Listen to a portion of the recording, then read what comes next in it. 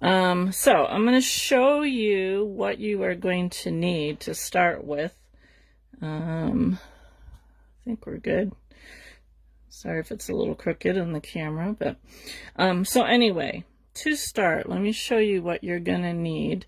So I have here, this is a fabric covered floral wire, and we're going to be using that for the legs, and you need two pieces.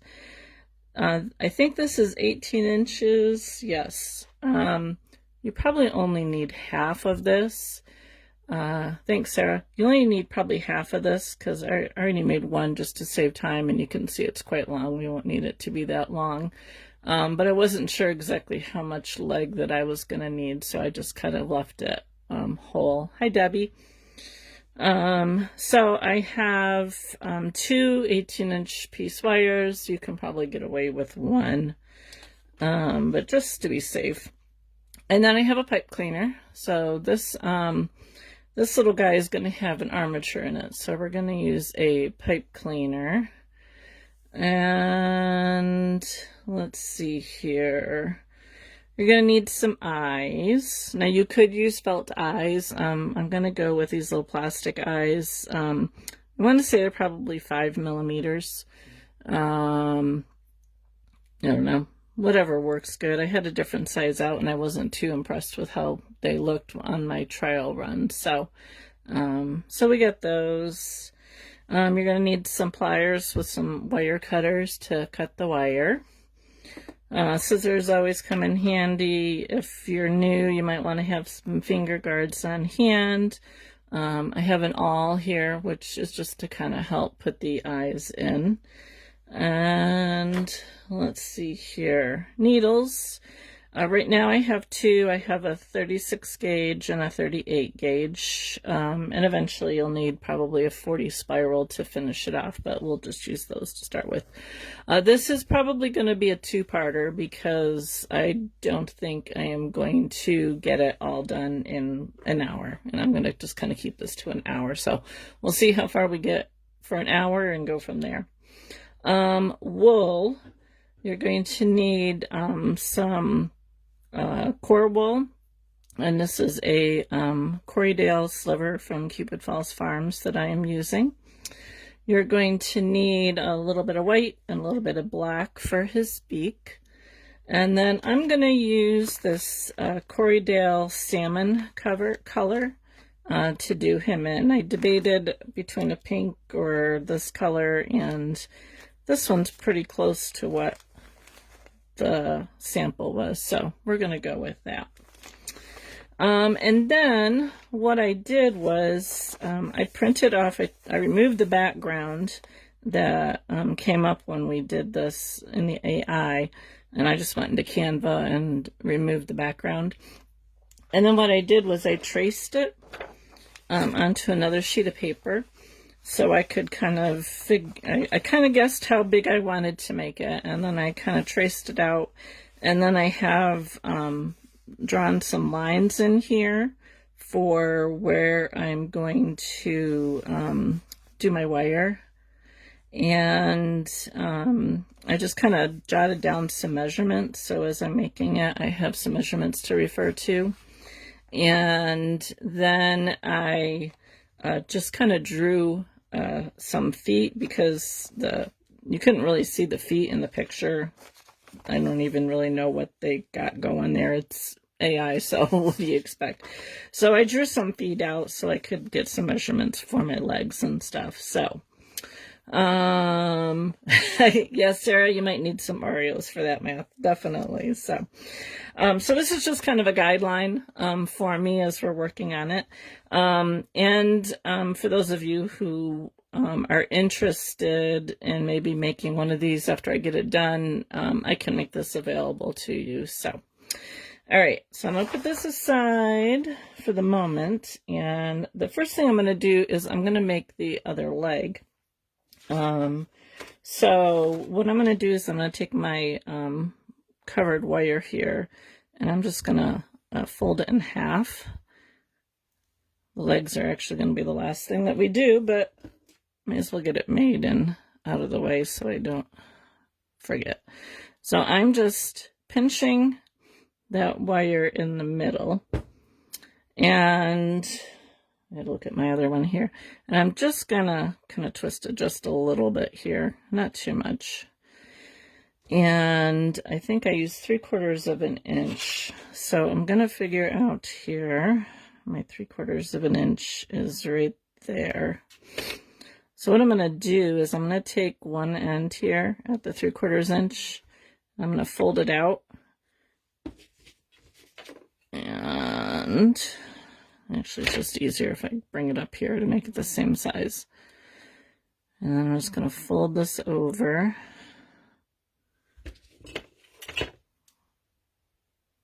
Pinch it down.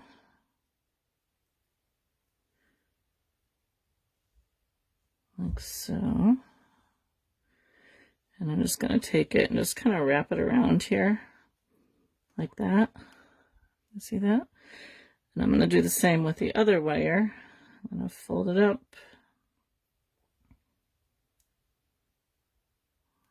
Bend it there.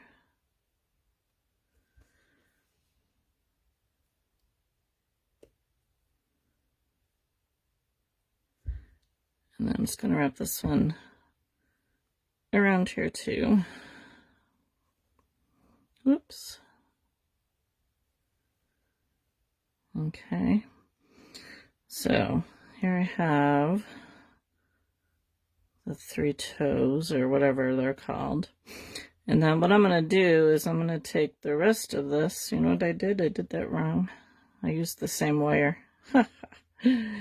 Yep, I did. I used the same wire here. Let's use the other wire instead. It really doesn't matter.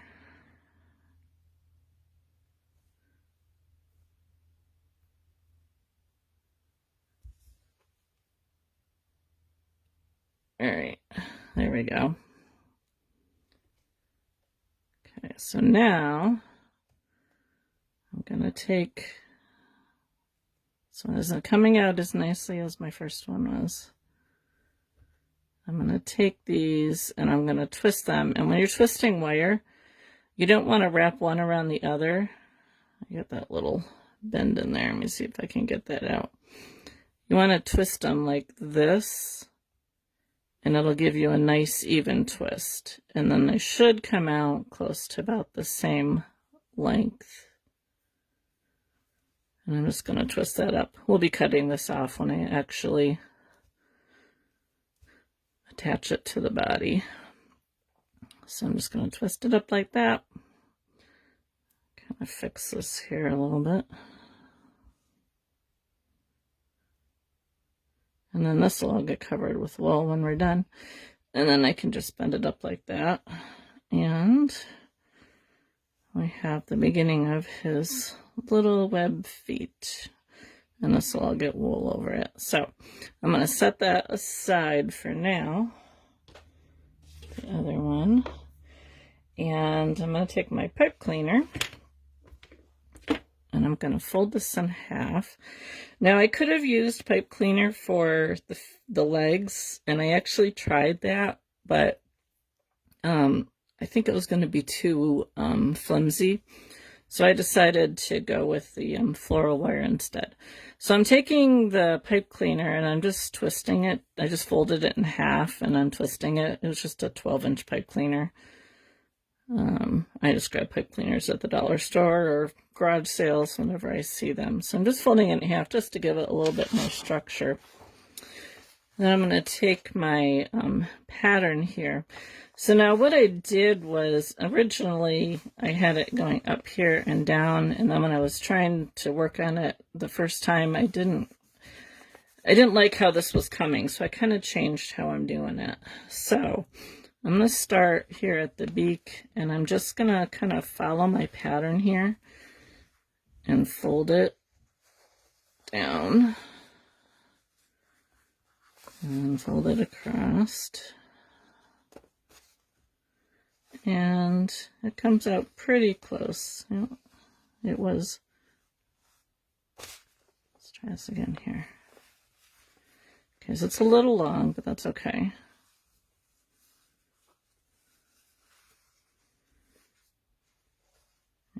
I think that's pretty close. So I'm just going to take the end of this and give it a snip here.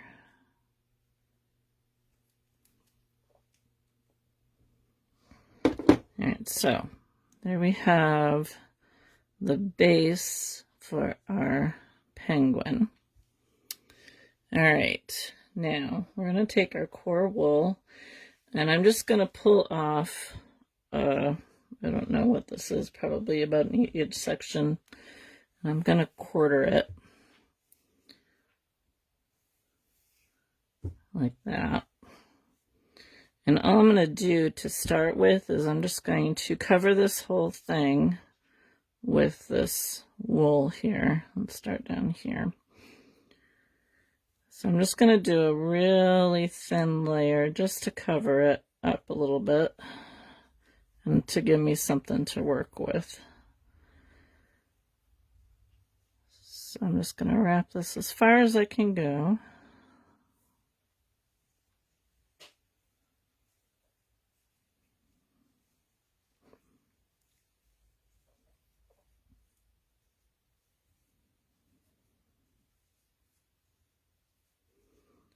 And then I'm just going to take my needle.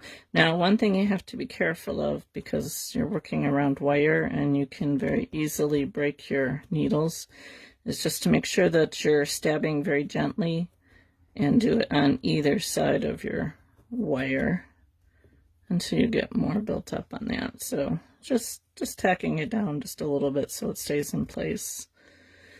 And then we'll get some more.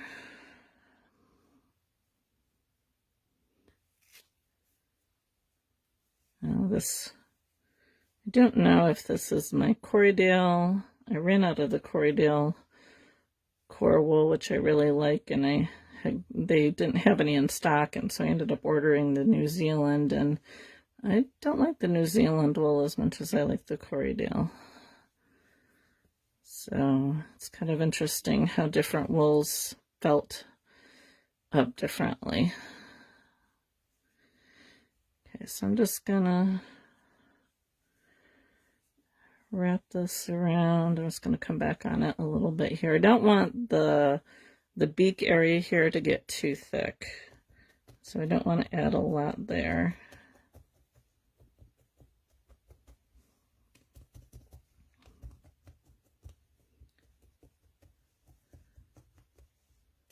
And again, all I'm doing is just tacking it down to kind of hold it in place, being careful of my wire.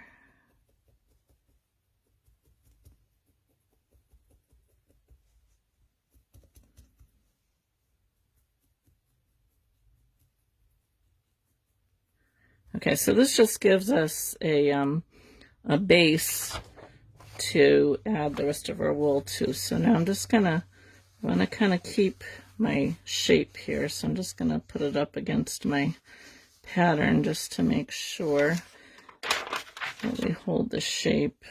And let me just tack this over here just a little bit more.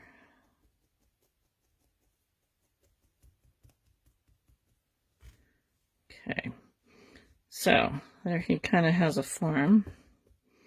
So now what I'm going to do is I'm going to take some more of my core, and I'm going to start to build up his body here. So I'm just going to wrap a little bit more core around here.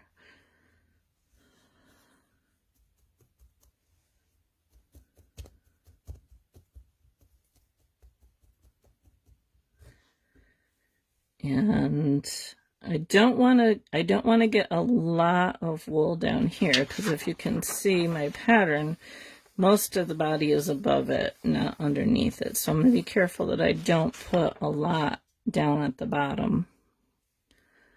But I do want to build it up a little bit.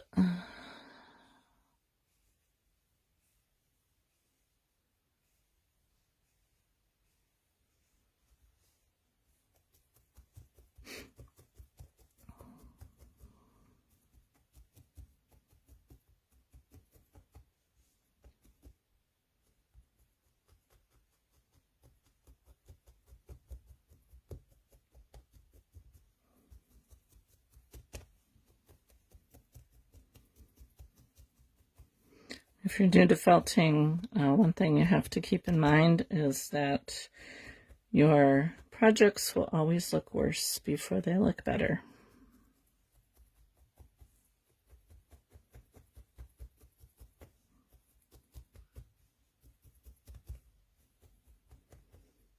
So I make sure that my body here doesn't get too long. I have some leeway because we'll put a tail on it, but I don't want it to get too big.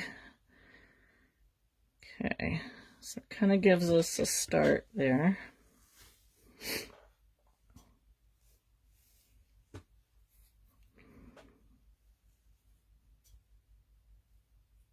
And I'm going to, I think I'm going to wrap it one more time.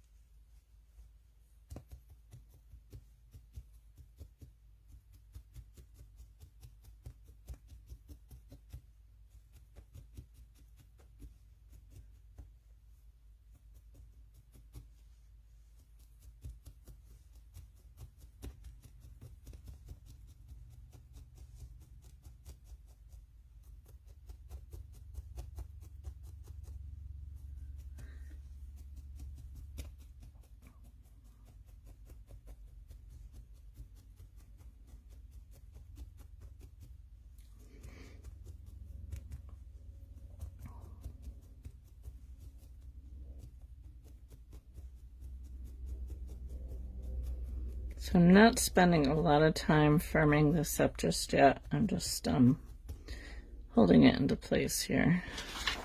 So I'm going to keep going back to my form here. So it's a little bit longer, but that's okay. I have extra room here. I can stab it down.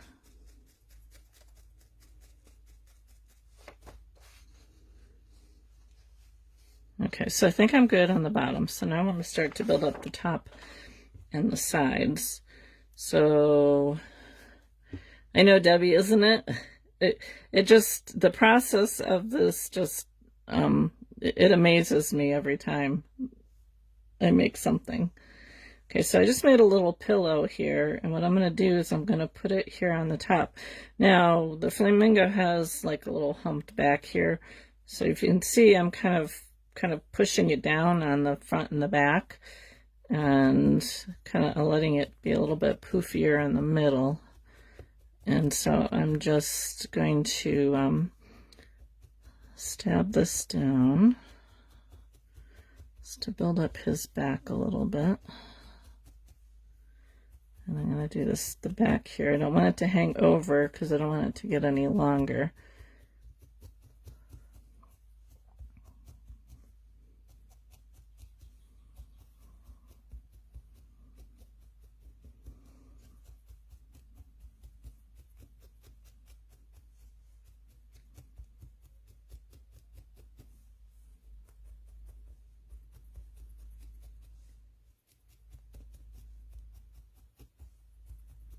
So you can see it's starting to have that that hump on the back of him.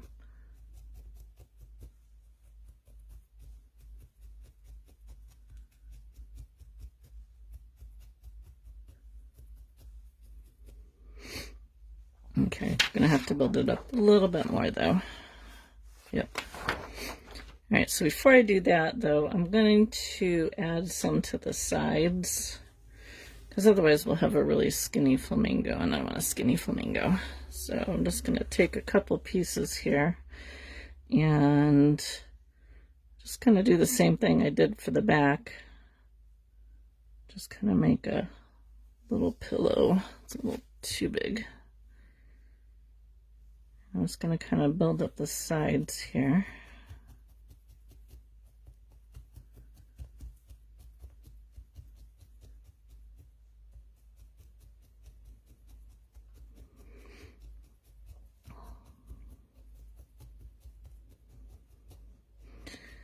I love this craft. I just wish it didn't take quite so long as it does to take to make something. I've definitely gotten faster though. something like this probably would have taken me like a whole day to make a couple years ago. Hopefully we can get it done in 2 hours, we'll see. Or less.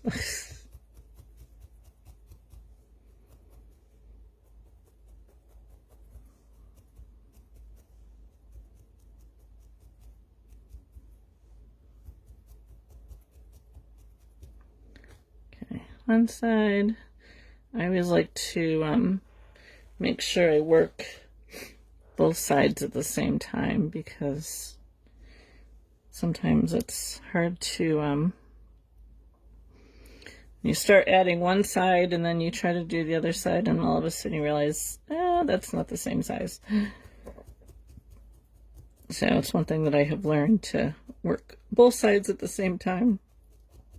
Measure out, you know, how much wool you want to do. Measure how much wool you want to do for the side, and make sure you do 2 together. Yep, they do, Sarah. Some, I mean, they think about knitting and crocheting. They take hours upon hours. I don't know. Those are definitely 2 crafts that people probably don't make what they should when they sell them.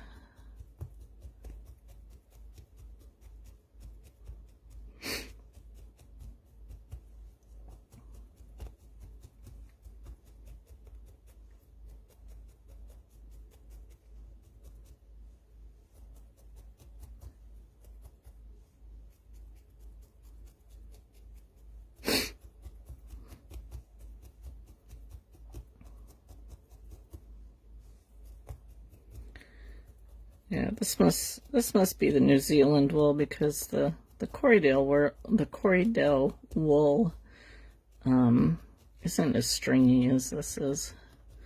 I have some ordered, but of course it's not going to be here until tomorrow.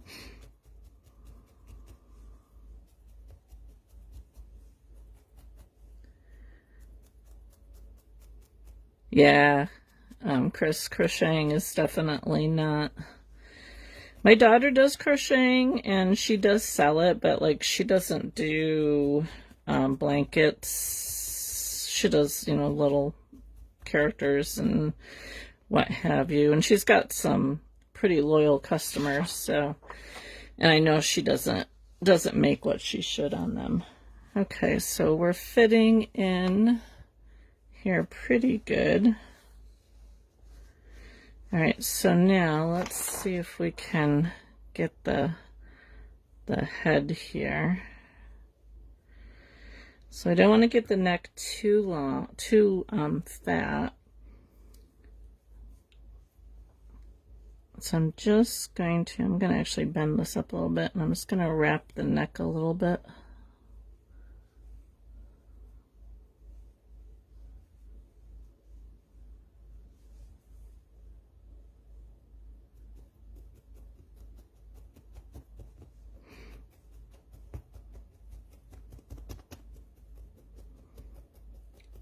I have to be really careful up in here because of the pipe cleaner. You can either get your needle stuck in a pipe cleaner, or you can break it. So I'm being really careful up in here.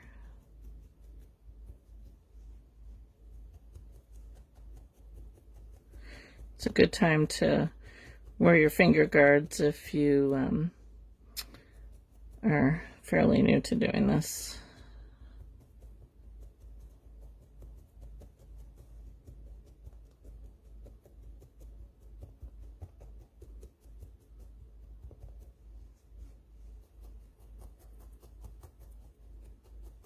See how stringy this wool is? I don't know if you can tell on the camera, but the Corriedale wool isn't as stringy as this is.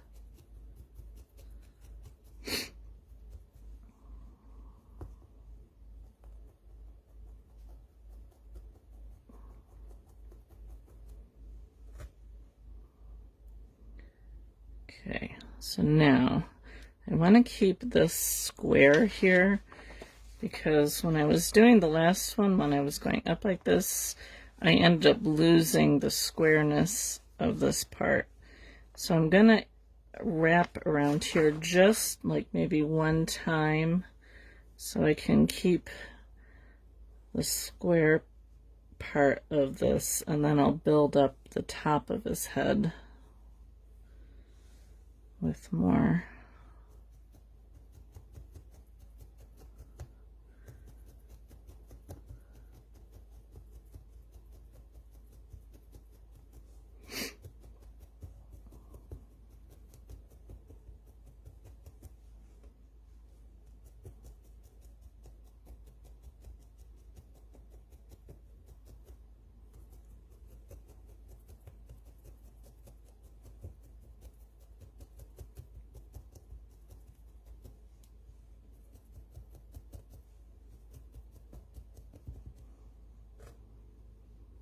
Okay,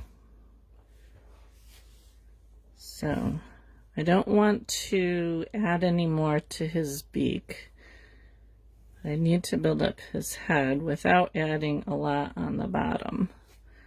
So what I'm going to do is I'm going to start adding just to the top here.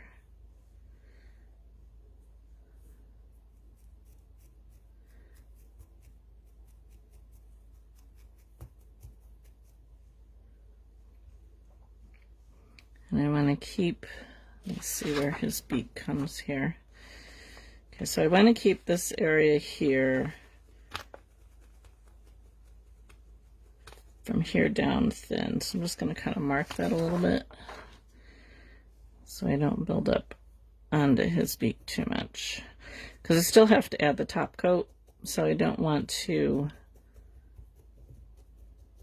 get really thick here.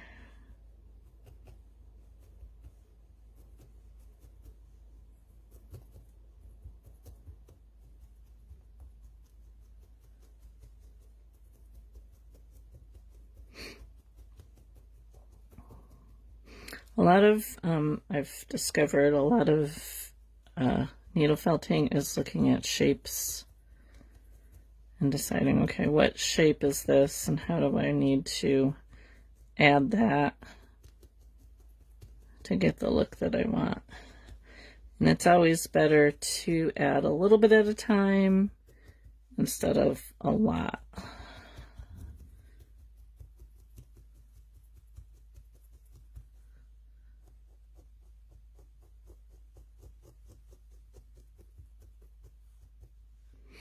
And this would go a little bit faster if that wire weren't in there.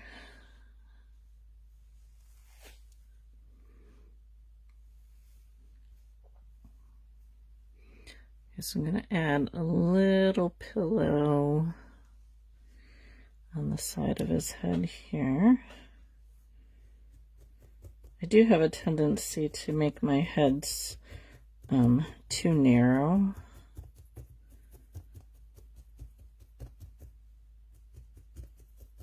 Especially, I think, probably part of the reason for that is because, like, when you're looking at a two-dimensional, you know, flat object, you can't really see what it looks like from the front. So, yeah, Deb, I would agree to some extent, but it's also a learned. I mean, you can definitely, this is definitely something that you can learn. I've had students who've come in and taken a class who, you know, claim they don't have a crafty bone in their body, and they end up taking away something that looks really good. So, I mean, obviously, something like this, you would definitely need to have a little bit of experience with needle felting before making this, but some of my other, you know, simple things like little penguins and gnomes and stuff like that, you know, it's all learned. It does help. I mean, I do have an art background. I mean, I didn't go to college for it. I just have high school, but I've done a lot of painting and stuff like that, so I do kind of know what I'm looking at.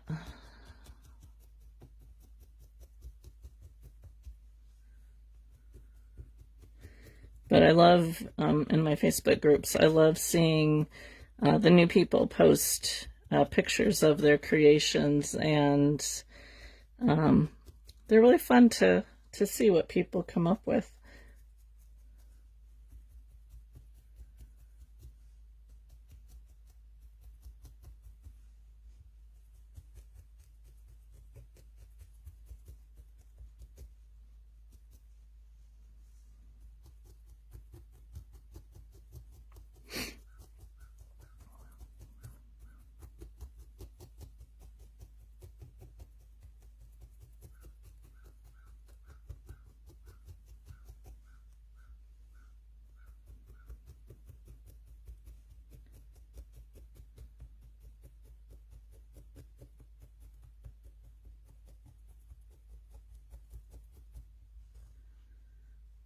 Okay, so I'm happy with, let's give him a check here.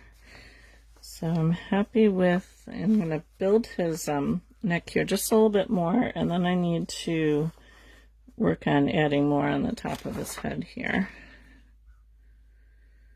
So let's just add a little bit more around his neck.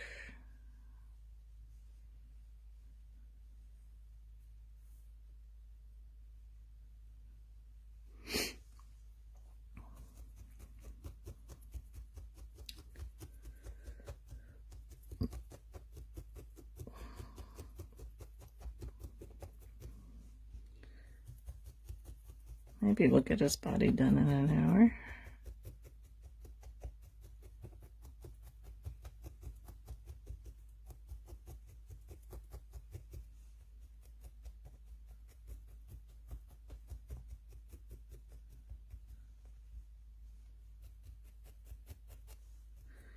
I'm probably going to bulk him up a little bit more. He's a little skinny, so I'll probably add a little bit more to his sides.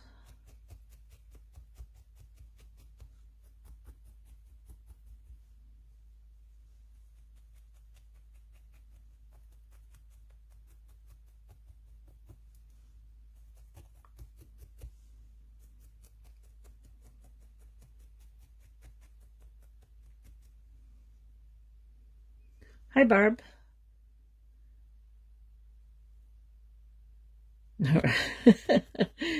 Overtime days there, uh-huh. Yeah.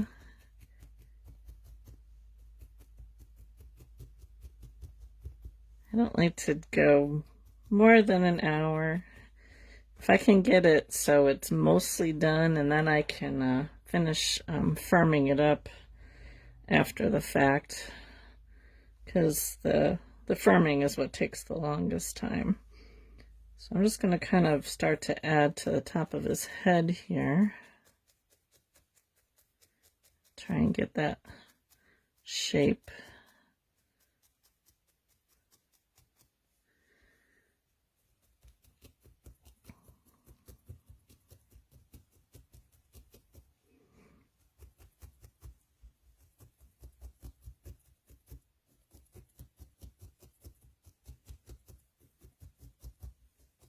I was gonna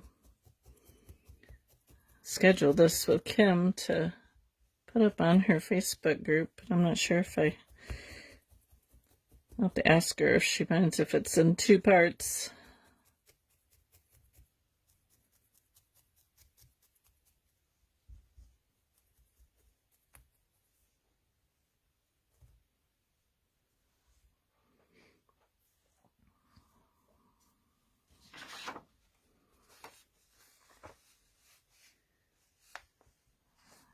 Getting there.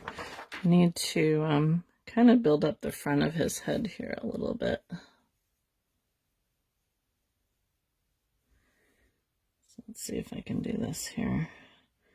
Just gonna take a little little pillow here on the front. See if I can do this without stabbing myself.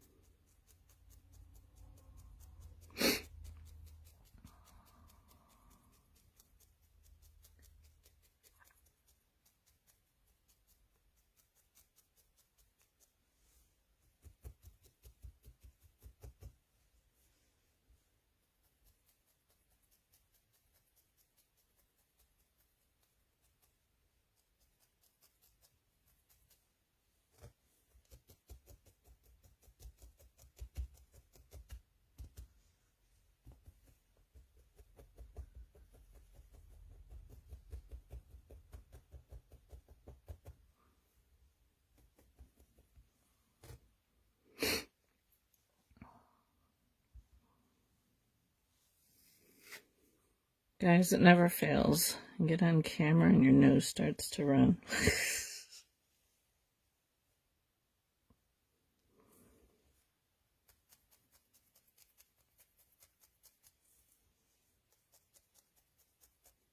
Hi, Jana. Jana?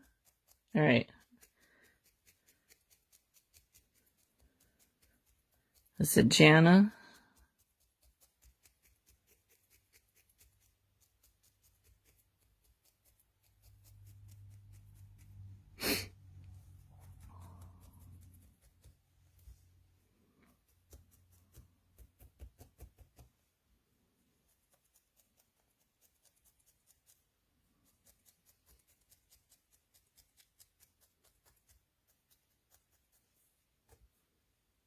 Is he starting to look like a flamingo?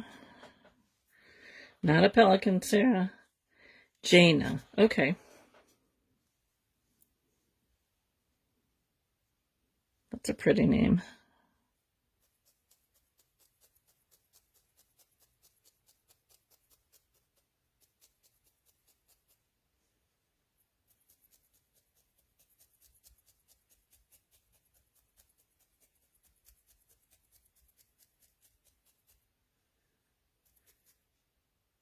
Oh, good. I'm glad it does. It's looking better than the first one that I started. I gotta admit that.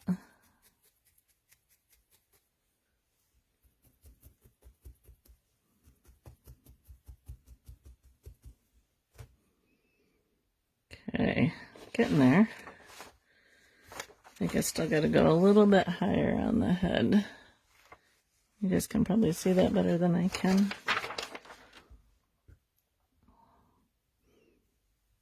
So you can see I'm just adding, thank you, Jana, just adding little bits at a time here so I can keep the shape of his head.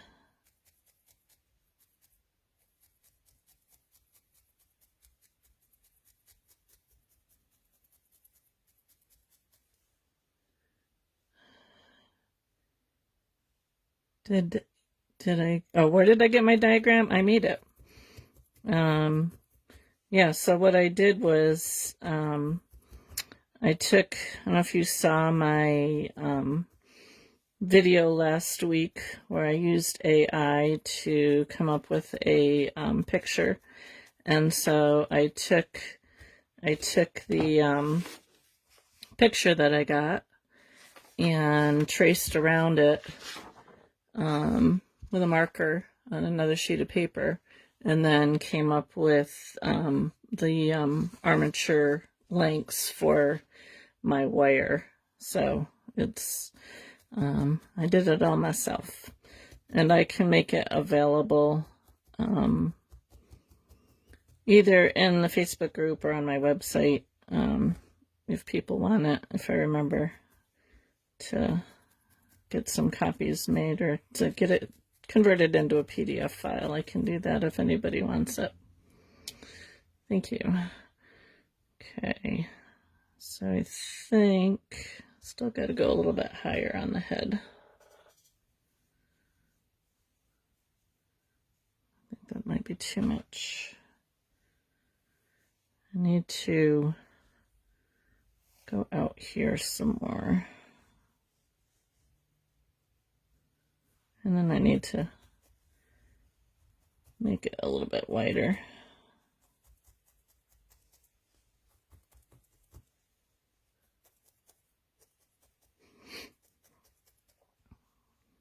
Okay, I will do that.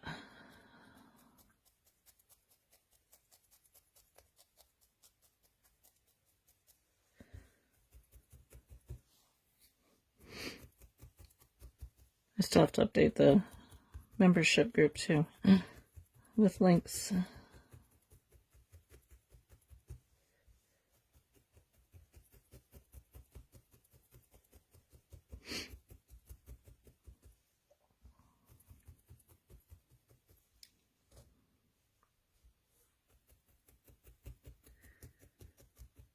All right, I'm going to switch down now to my 38 needle because the 36 is starting to get a little harder to use, so we're going to a smaller needle here. All right, I'm happier with that head shape. I still need to go a little bit higher on the top though.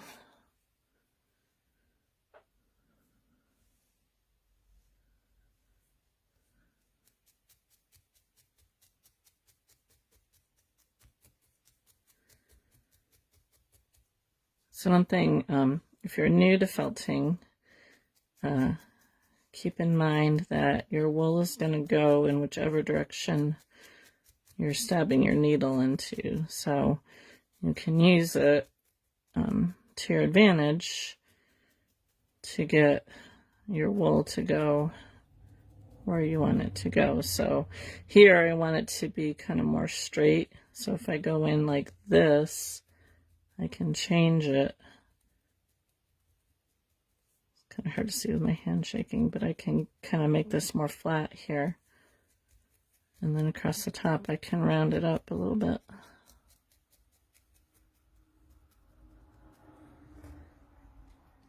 So I'm looking for how this is kind of straight here before it starts to turn up. So that's what I'm looking for with my felt.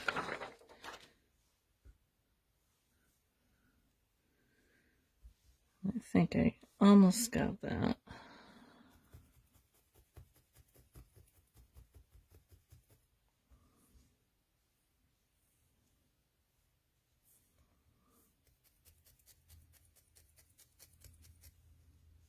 Hi, Connie, you made it.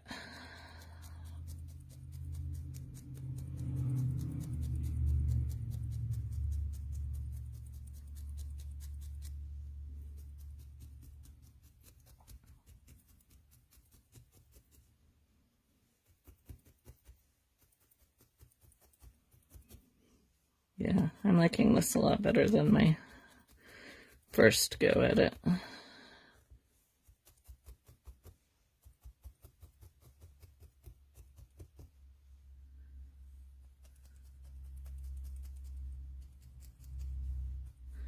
Okay, so I need to kind of puff out his cheeks a little bit. It's a little flat-headed. So I'm just going to make some little pillows here. Just kind of put them in on the side of his head to kind of round it out a little bit.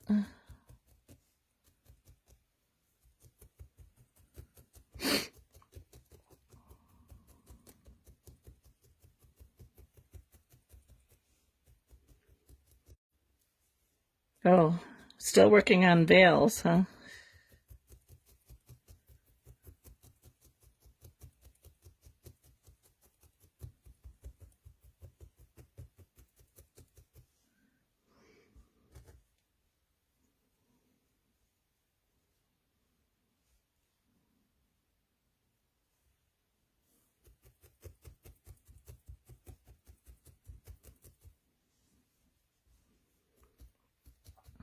I was trying to do a trial run of this after I ate my lunch while we were watching Debbie earlier.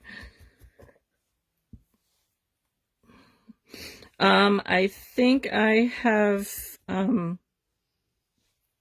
perused her Etsy shop at one point and saw her veils. They're beautiful.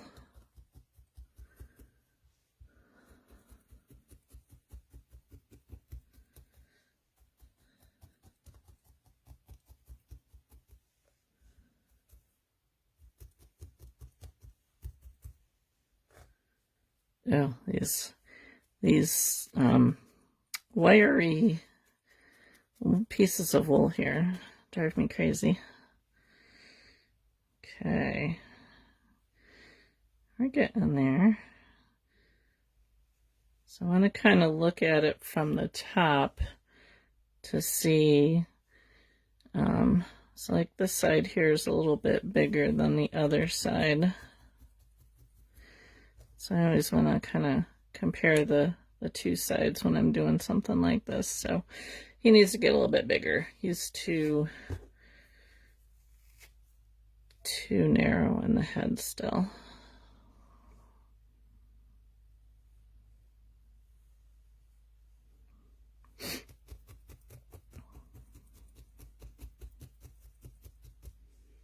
Connie, you must be getting into the busy season with those veils.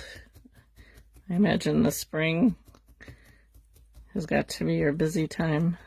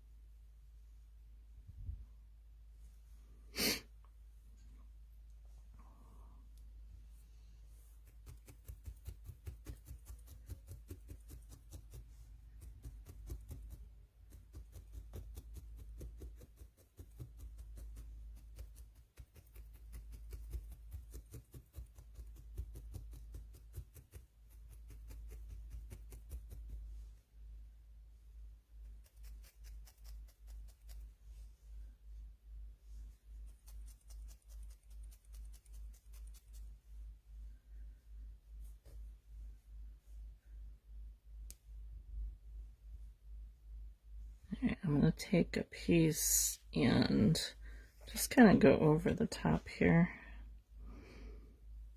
Kind of smooth those little pieces out that I put on there.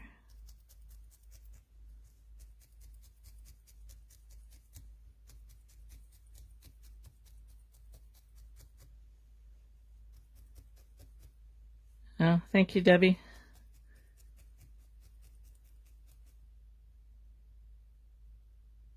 Oh, wow, that's interesting, Connie.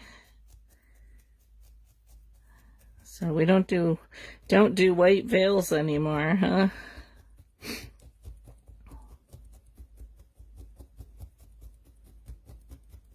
I haven't been to a wedding in a few years. Actually, I think the last wedding I was at was my son and daughter-in-law. And that was 5 years ago.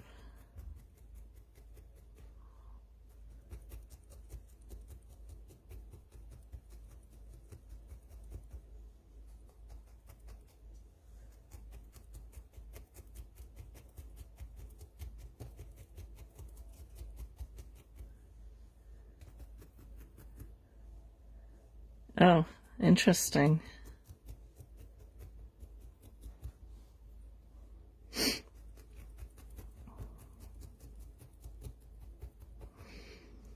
Now, my son was in a wedding last month sometime, and I don't know, I can't remember if the bride even had a veil or not.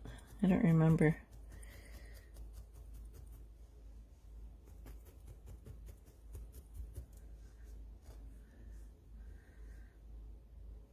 Okay. There, I'm pretty happy with that. So I'm just going to add, I think, a little bit more onto his sides. Let's see.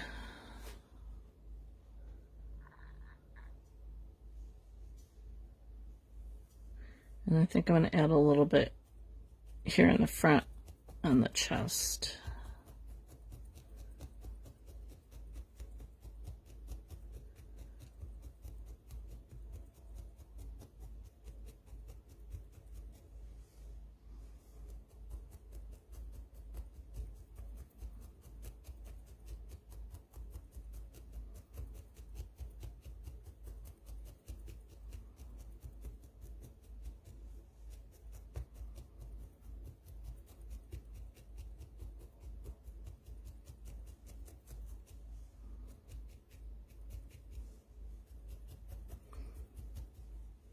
Connie, how many years have you guys been making veils?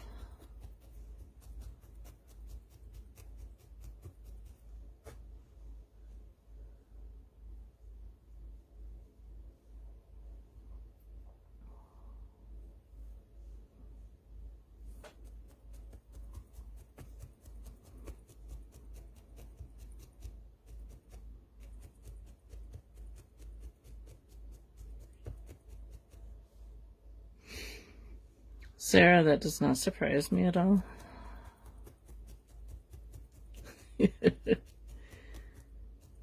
12 or 13 years, wow.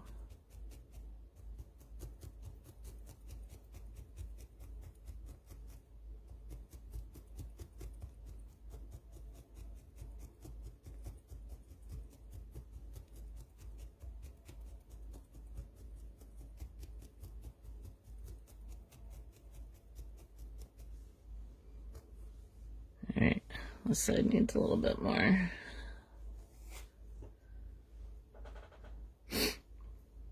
My veil was all white.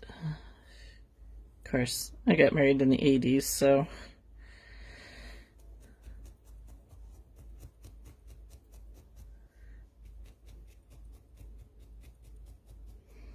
with the big poofy hair.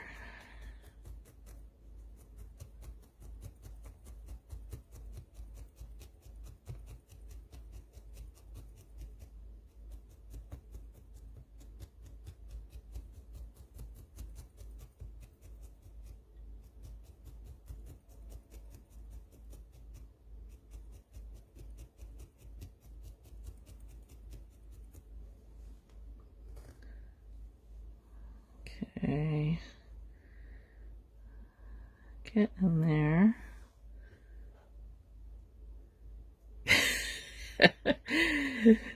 That doesn't surprise me, Sarah. I graduated and got married in the 80s, and my first child was born in 89.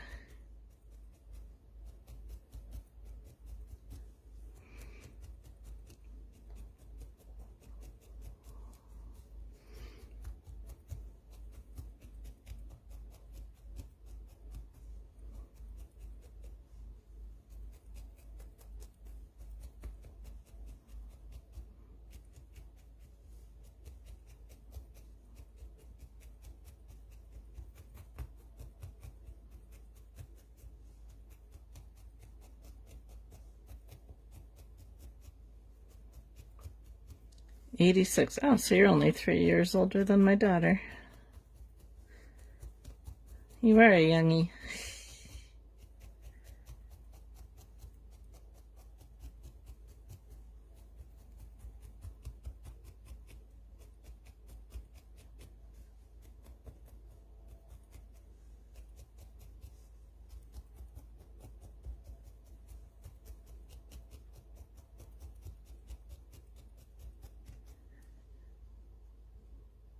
Yes, you do, Connie.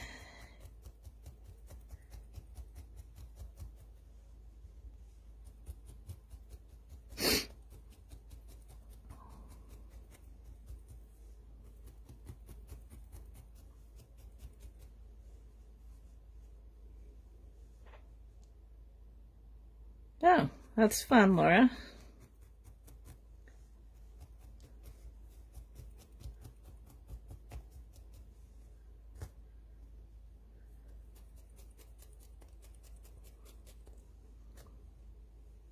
Alrighty. So what do you think? Is he looking pelican-y? Not pelican. Yeah. All right, Sarah. Look what I did. Is he looking flamingo-y?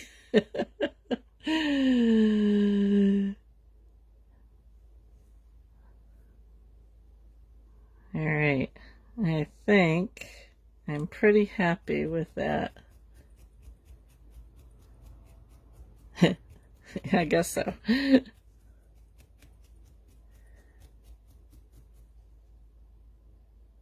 Oh, wow, Connie.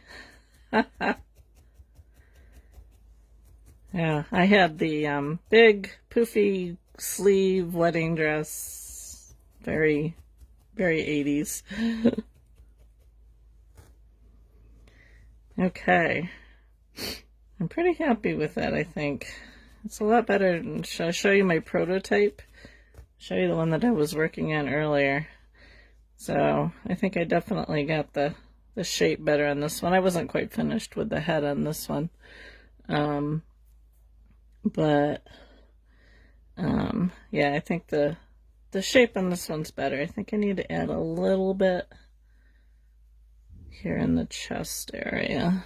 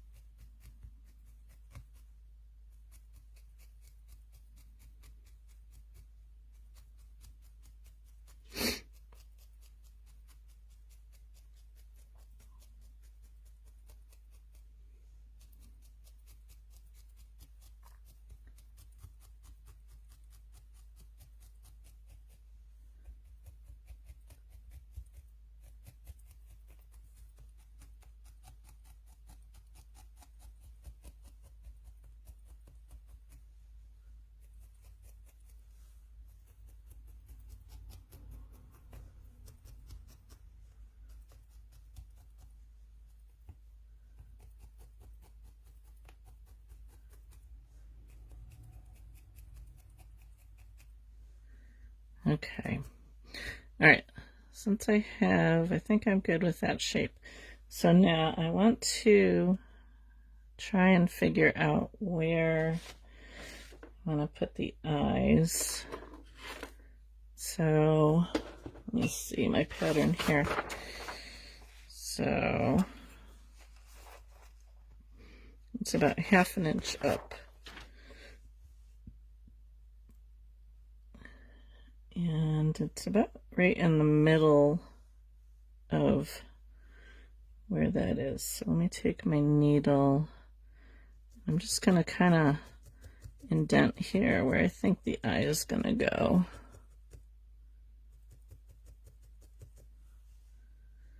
See how that looks. Actually, I think it needs to go up a little bit more.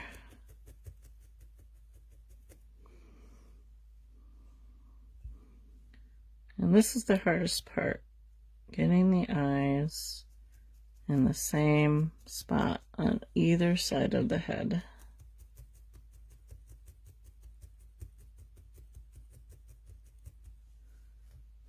Let's see here.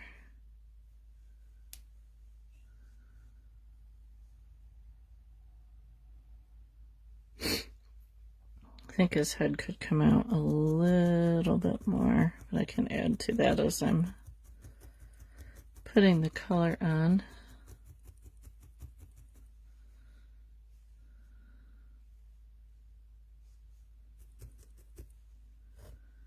Oh, these little strings here are driving me crazy. All right, let's see.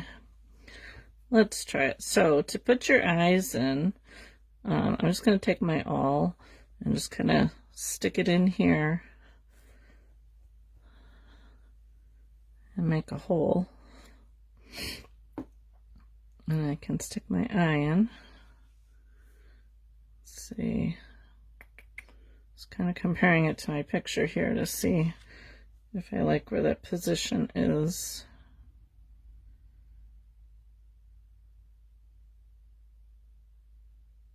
I almost think I need to add a little bit more on the top of the head. Let me see. I think it's good from the bottom, but I think I need to add more on the top of the head. Now let's see if I can get it on the same side over here.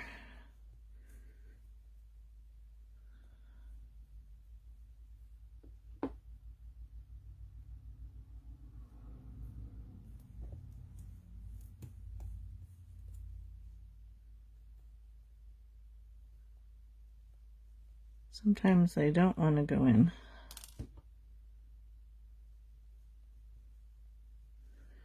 Hi Chantel, thanks for joining us.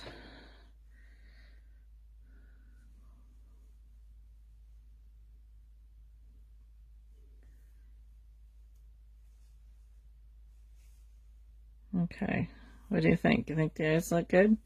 Or do you think I need to add a little bit more on the top of the head?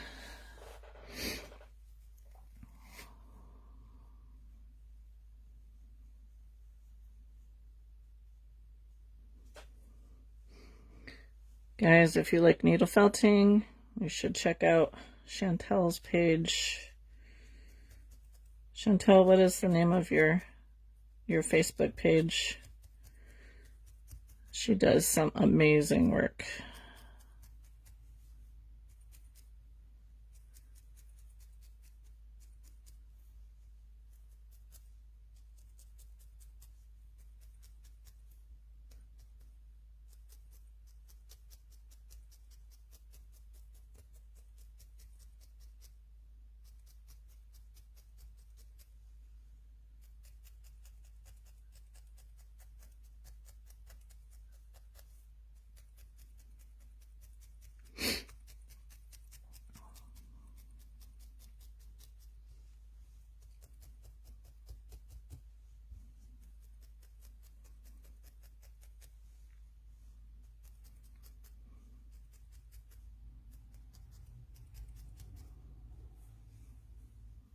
There, I like that better. Okay, I think I got the eyes where they're supposed to be. It's a little bit bigger than the pattern, but that's okay. All right, what time are we at? Oh, we're at an hour, so, all right. I think for the basic body, I think we're just about done. Let me see. I like that. A lot better than the first one I did.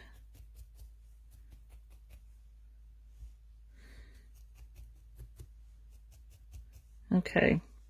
All right, guys. I think I'm going to stop here. And I'm going to probably spend a little bit of time off camera firming it up. And then I'm going to plan next Thursday. I will come back and we'll pick him up, start to put his color on him. We'll do the feet, and maybe we can call this a 2-hour one. We'll see if it'll let me get this done in 2 hours. But so we have it started anyway, and I'm pleased with how that's looking. Okay, let me look at my screen here. Think we're good.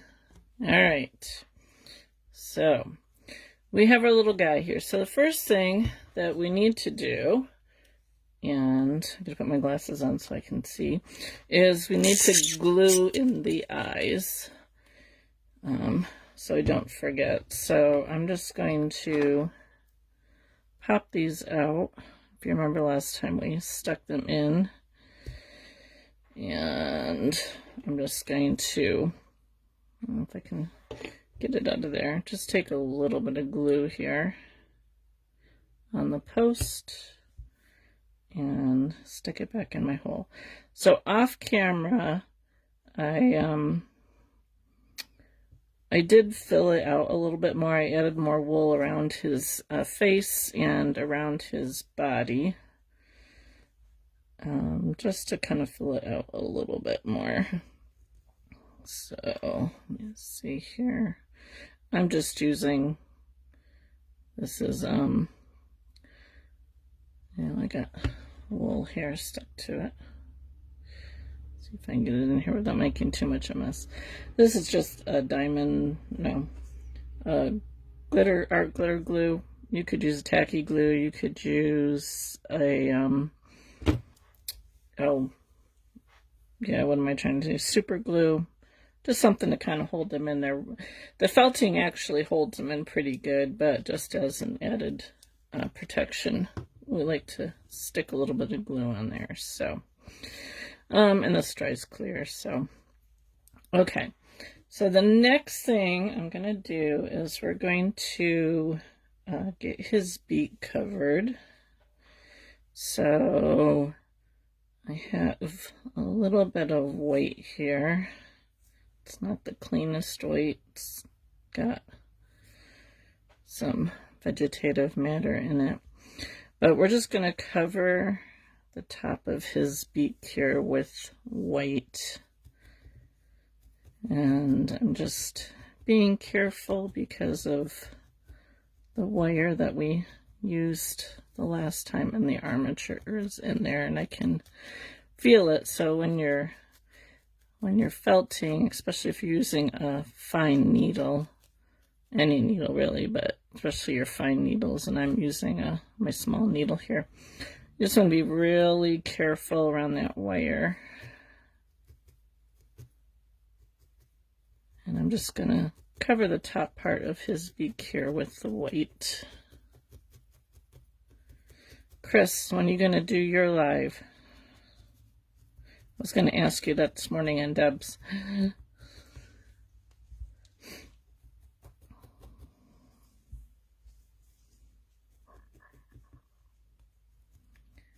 Also have to be careful because your needle can get caught in the wire. Since we used pipe cleaner, it can like get caught in the wires of the pipe cleaner.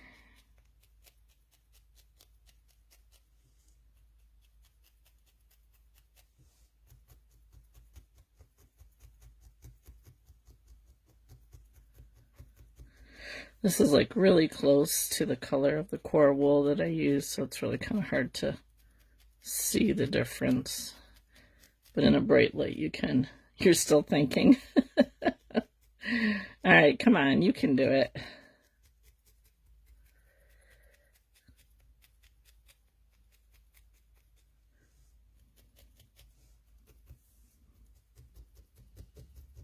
This is, I'll tell you now, this is going to be a lot of stabbing in this video because the coloring takes a little bit of time.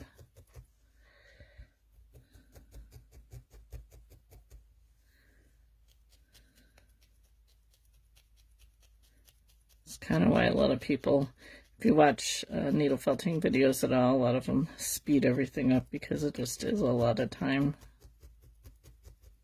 But when you do live, you can chat with people, right?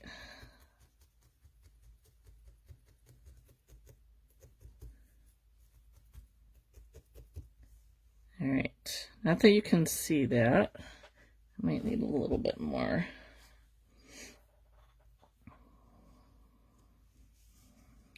It's really hard to work on the inside of something. Ouch, got my finger. Sorry, you can't see this too well.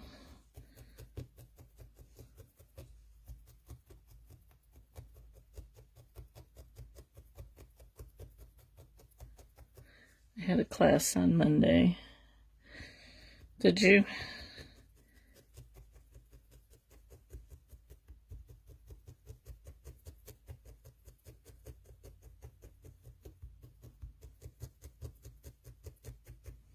Well, then you should be old hat at doing lives, right?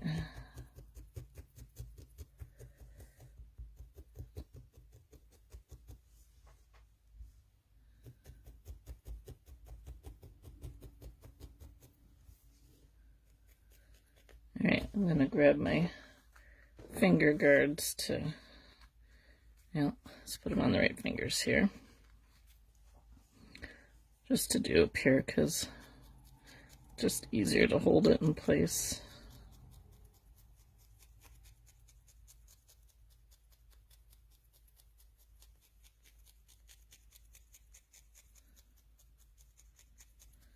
So I was saying, I had a class on Monday. We made little owls. That was a lot of fun. I had 5 ladies there. And I've been trying to figure out what we're going to do for our next class. I have another class at the Art Center, either Wednesday next week or Friday or Saturday, depending on whether they get anybody signed up on Wednesday, being the middle of the week. I might move it to Saturday, and we're doing a 2D painting for that one. But for my next library class, I'm trying to decide and thinking about doing a sleepy fox. So I was kind of working on that before going live here. So I'm just doing a little bit of black on the base of his beak.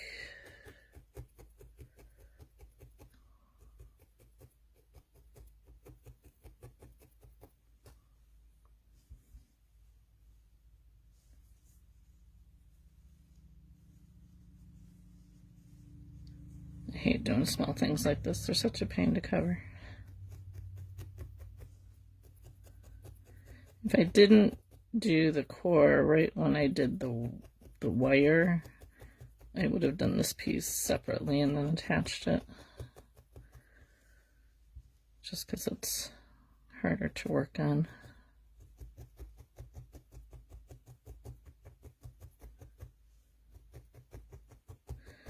So I want to get it out of the way before I do the rest of the coloring on it. Probably gonna have to add a little bit more white.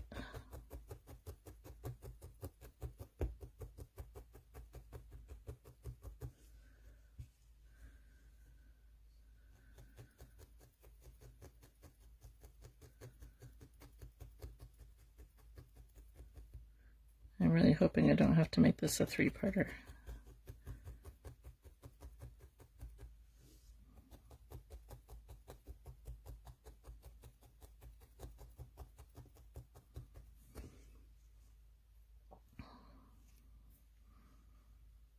All right, I think I need to go a little bit higher with the black.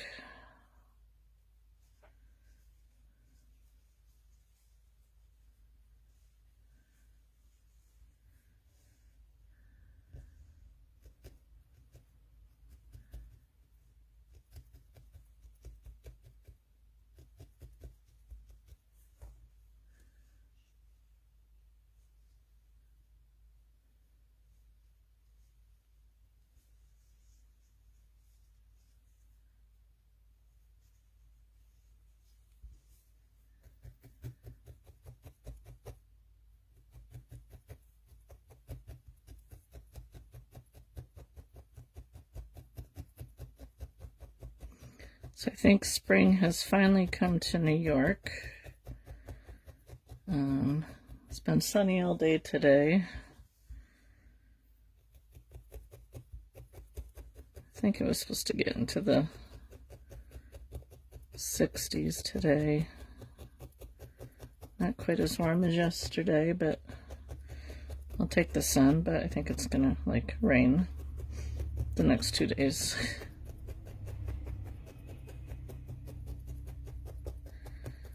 So my husband wants to start garage sailing tomorrow. I don't mind going garage sailing when I have something I'm looking for. If I don't have something I'm looking for, I just kind of take my needle felting with me and work on stuff when I can.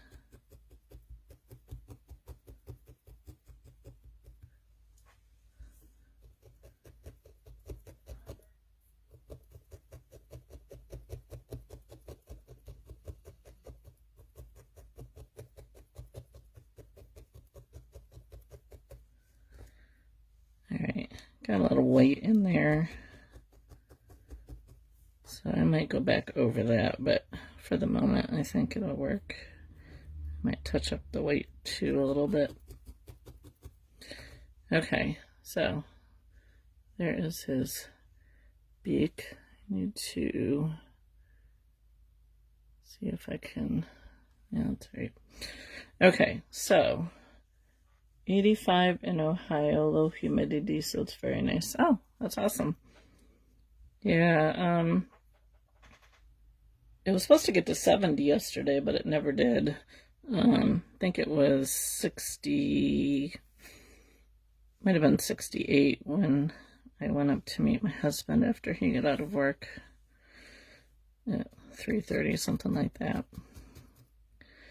I don't think it was supposed to get as warm today. Alright, so I'm going to start covering him with the pink here. I'm going to start up here on his head.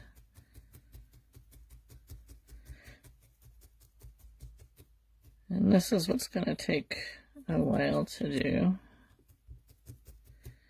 So what I like to do is just kind of get it attached to start with.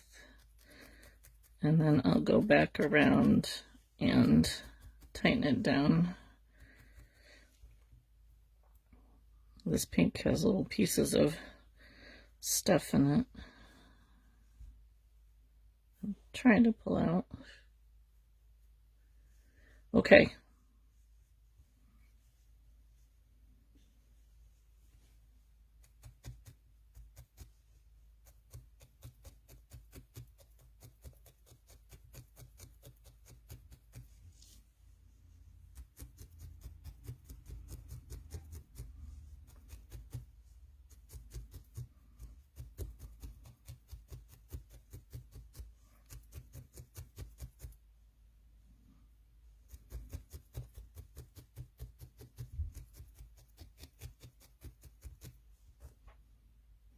When you're covering, you want to use little bits of wool.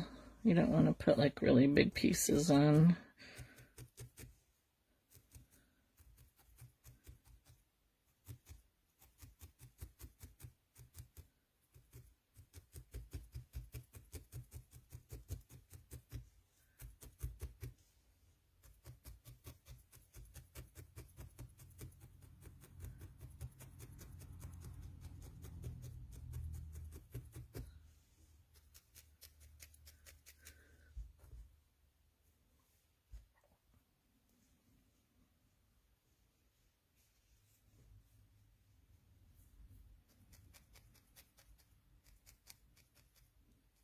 I have somebody who is interested in my little flamingo already. We have a local business called the Flashy Flamingo. They're oh, she does a lot of upcycling furniture, and they have a lot of different miscellaneous stuff in their shop. And so they contacted me after the last live and wanted to buy my flamingo. And I'm like, well, it's not done yet, but when it is, I will let you know. And I was working on my prototype earlier this week, figuring out how I was going to do the legs. So we might go with longer legs. How long have I been doing this? So I started a little over 4 years ago, right before COVID hit. I purchased a cheap little kit off of Amazon that came with wool and needles and all sorts of little stuff. Hi, Connie. More veils. You got to show us a picture of these veils that you're making. So I started right before COVID. It was like February, right before COVID really hit. And so I had lots of time to play around with it and practice and watch YouTube videos and what have you. So just over 4 years, and I've been teaching for a little over 1 year.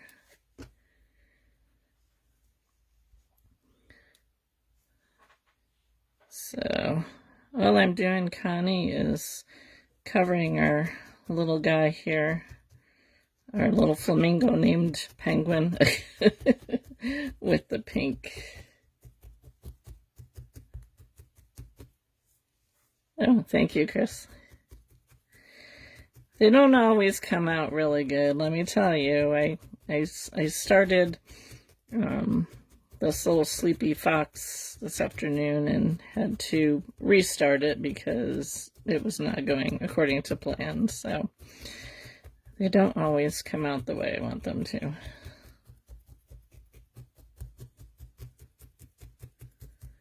But when I do one and I'm not happy with it, I usually go and see if I can find a video to watch or 2, and that's what I did this time. I went in and went to see what I could do differently, and I did. I found another way to do it that worked a lot better, so now I just have to remember what I did if I decide to teach.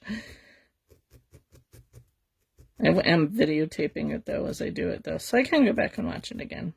So when I'm doing the eyes, I lay it across the eye and then I go around the eye. Since we're using glass eyes, and with this guy, he doesn't like have any eyelids or anything like that. So, yep, you're right, Connie, definitely.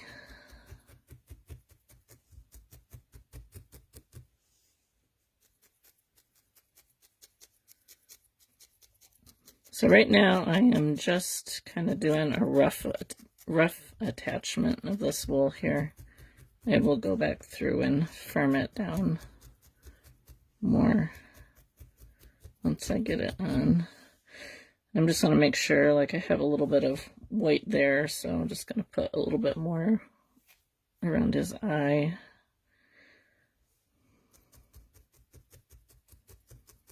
So Connie, you making that veil again that you don't like?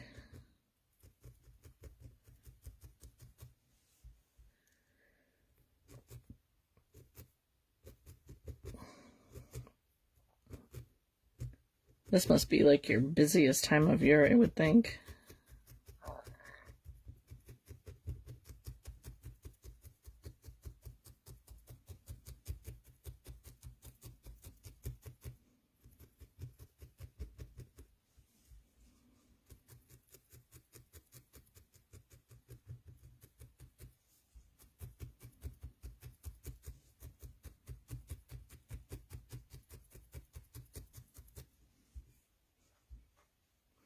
Hi, Debbie.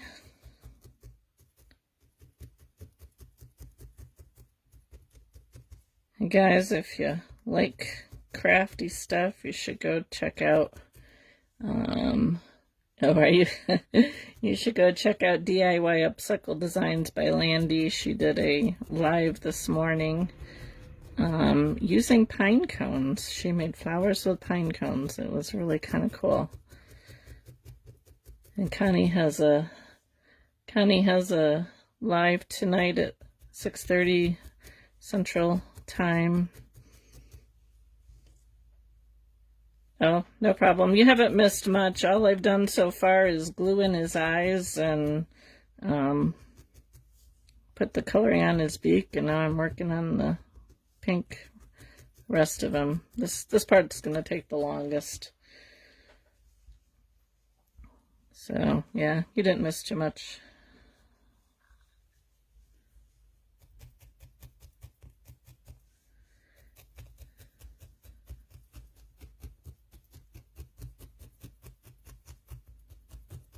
I may not even, like, totally finish him just because this part takes so long.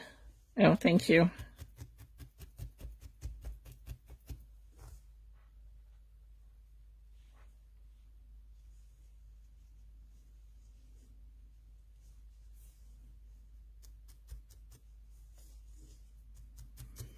All right, guys, you have to tell me, do I want to go with a little longer leg than what the picture had? I'll show you the picture. So his legs in the picture are really short for a flamingo. When I was playing around with my prototype, I went with a little bit longer leg, and I think it looks a little bit better. I know, it's really a very amazing process. Longer, yeah. I'm thinking longer too. I mean, it is cute in the picture, but because of the size of the feet, it just didn't look good short, so I think we'll go a little bit longer.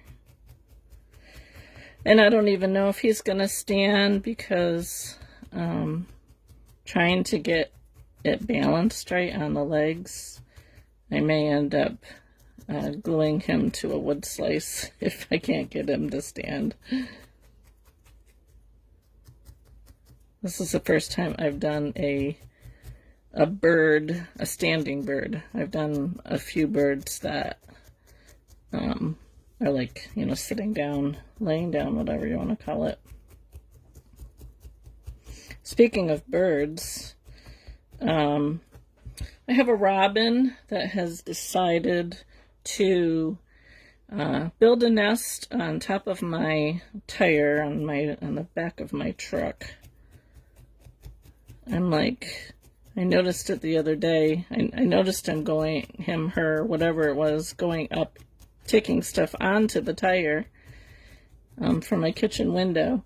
And I was like, that's not really a great place to build a nest because, you know, the minute I have to go somewhere, everything is going to fall off. And I went out and I, you know, took all the stuff that they had put up on top of the tire and knocked it off, and went out a little bit later to go to the mailbox, and they had another pile of stuff on there again. I'm like, all right, really? We have all these big, beautiful maple trees around our house. You can't build a nest in the maple tree. You gotta build it on my truck tire. But I have not noticed it today, so I'm kind of hoping that they maybe learned their lesson that was not a good place to build a nest.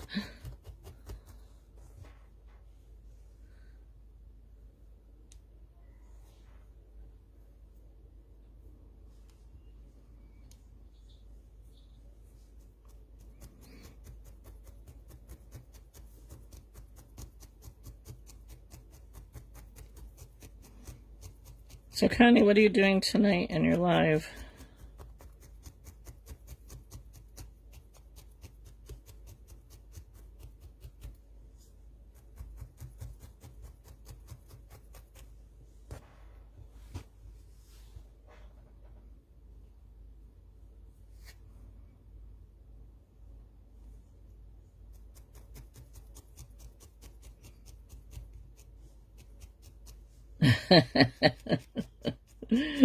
Was that the cleaning your floor? Is that from all the pine cones that you were cutting apart this morning?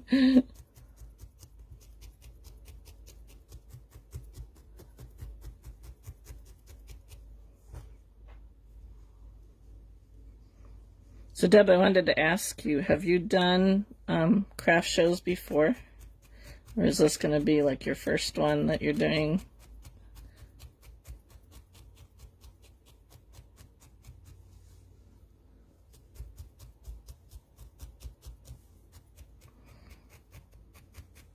How many do you usually do?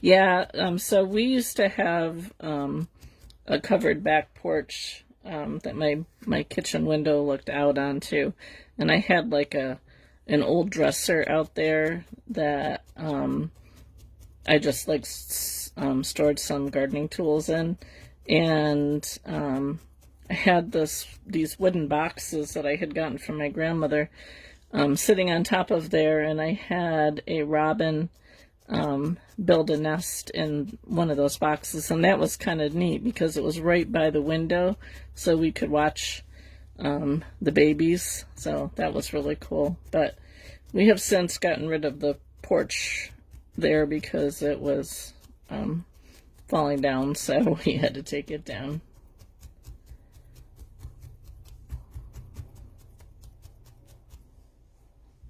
Three or four a year, huh? Yeah. I'm thinking I'm not going to do much more than that either. I think I'm going to just kind of do maybe fall shows.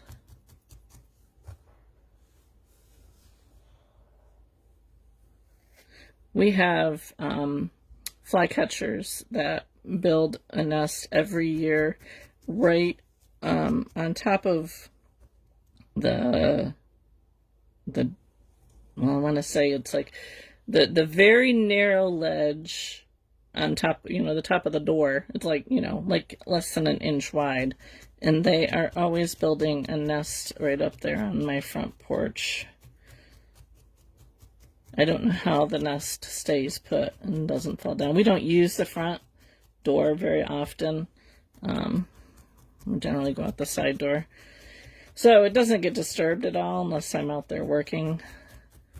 But it just amazes me that they can build a nest on such a narrow little ledge.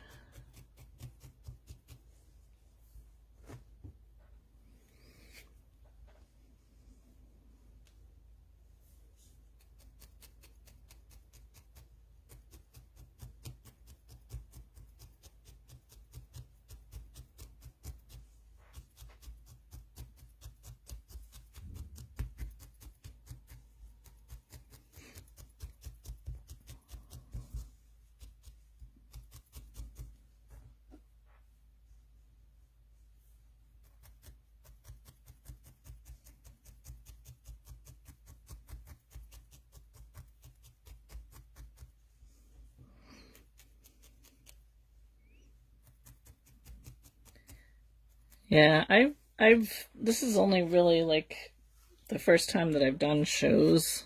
The one I did this last fall was the first one I had done.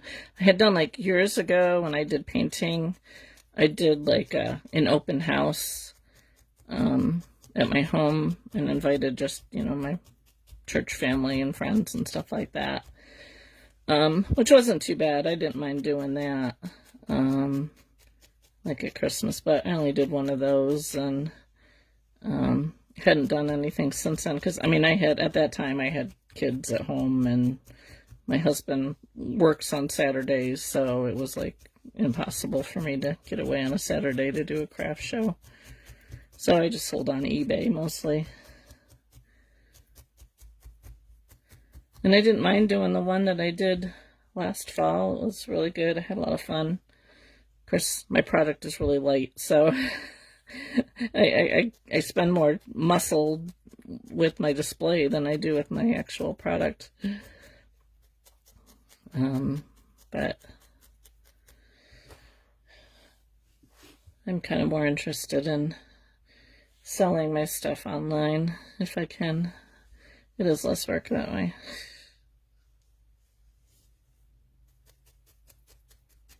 I want to try a live sale. Have you done a live sale, Chris?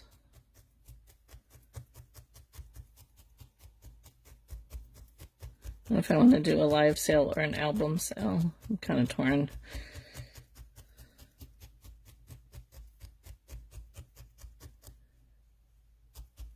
Oh, fun.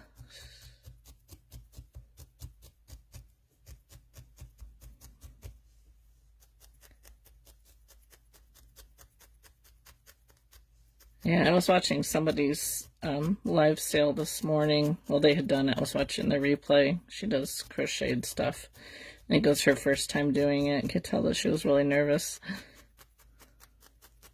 But she did good. I don't know if she sold anything. She hadn't, that I could see anyway. Yeah, doing the live sales, Debbie. I think I might maybe do a Christmas in July one. At the moment, most of my inventory is at the two shops that I sell in, so I need to kind of build up a stash. I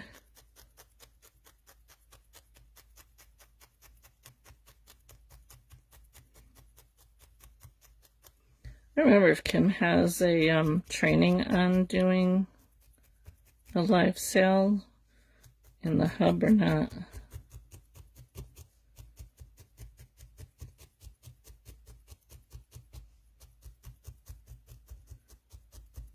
Okay, so I got him pretty much covered. He definitely needs some more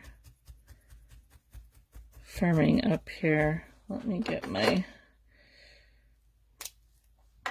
This is just a, it's called a clover. Well, Clover makes it. And I have two. It can hold up to 3 needles, but I have 2 needles in here, and it just kind of helps things go a little bit faster.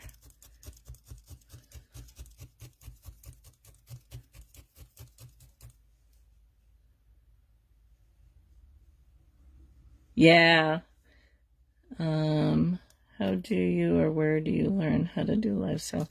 I'm in another membership group, and they do, they have a lot of classes for like doing live sales and stuff like that. But yeah, numbering your items, that's what they suggest that you do too.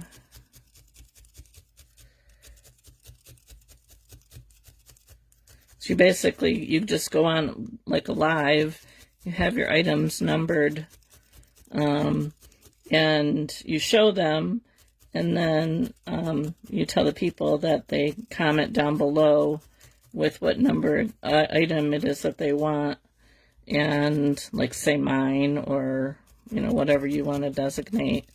And then at the end of the show, you get in touch with them and send them an invoice, and then they pay you, and then you can ship it out.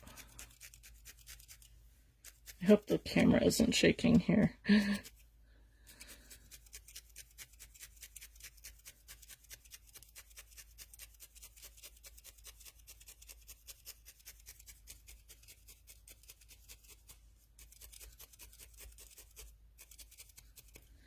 Okay, I wanted to get most of this covered before I put the feet on, because once you put the feet on, it's a pain to work with.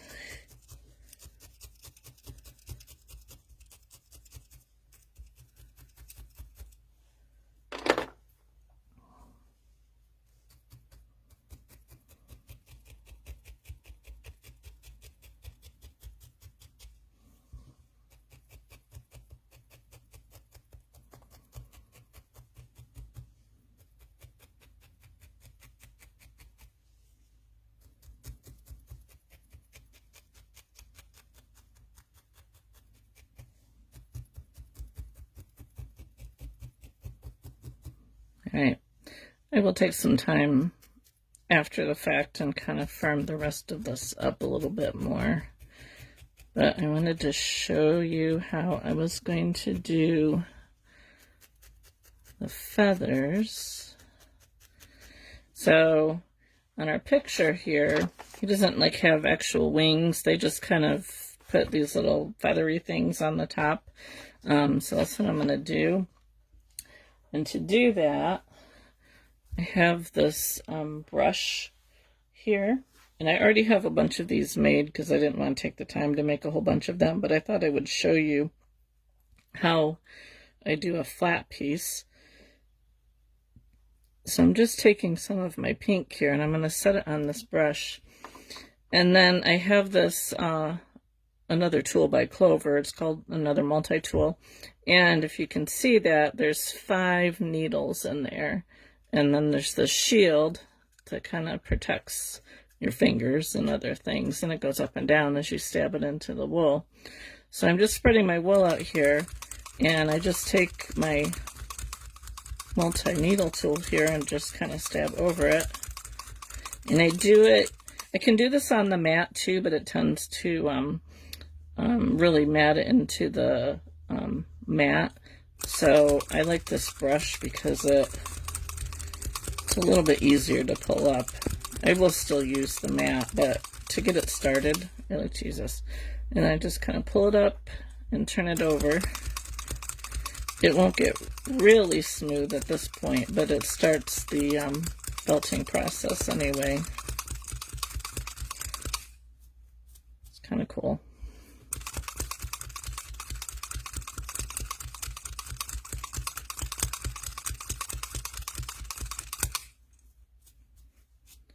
I'll just keep picking it up and turning it over. The nice thing about this is it also locks. So, if I have my grandchildren here, most of them are pretty good. They know not to touch Grandma's desk, but I have a 4-year-old who sometimes likes to see what he can get into.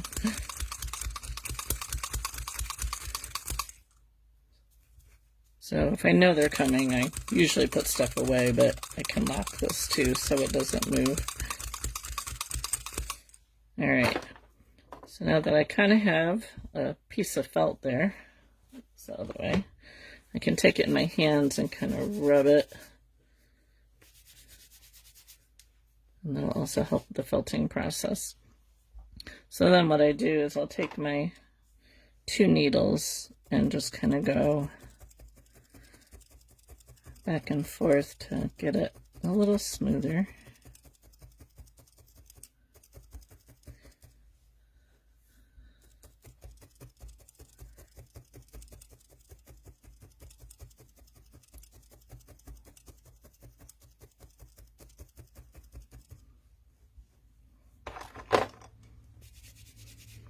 So now I pretty much have a sheet of felt. Now I could, if I wanted to, just use a piece of felt and do this, but I kind of like to go the purest way, I guess. And now all I'm going to do is I'm just going to cut some triangles from this.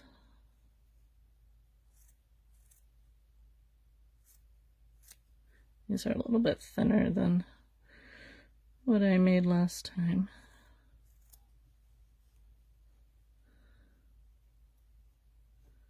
Let's see here.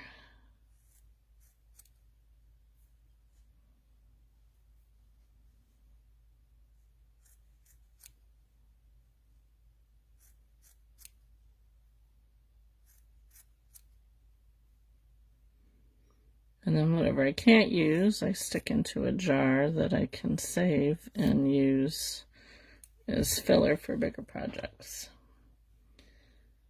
Okay, so I have all these little triangles here. I have some more here that I did earlier. So now what I'm going to do is I'm going to start, let me see what I got here. I'm going to start and attach them around his body here. Now the ones that are in the picture are, if you can see, they're kind of a more loose fiber. But what I can do is I'm going to attach them here at the top.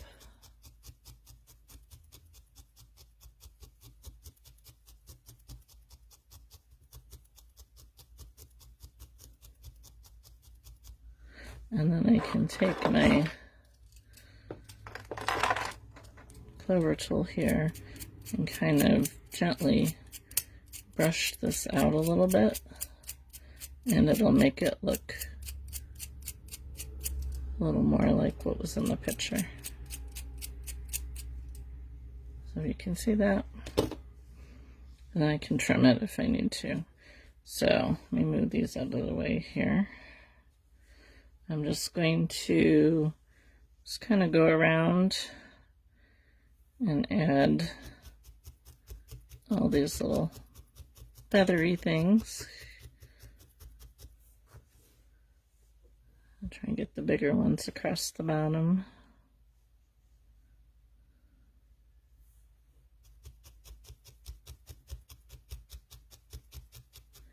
And then I'll do the same thing for his tail.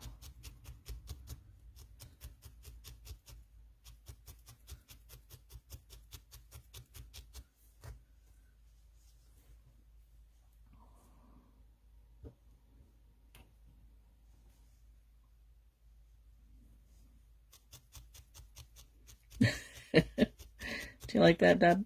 And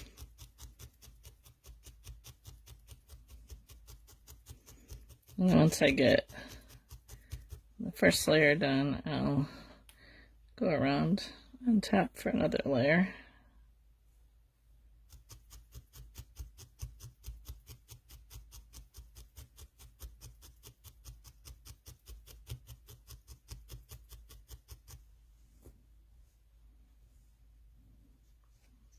Here.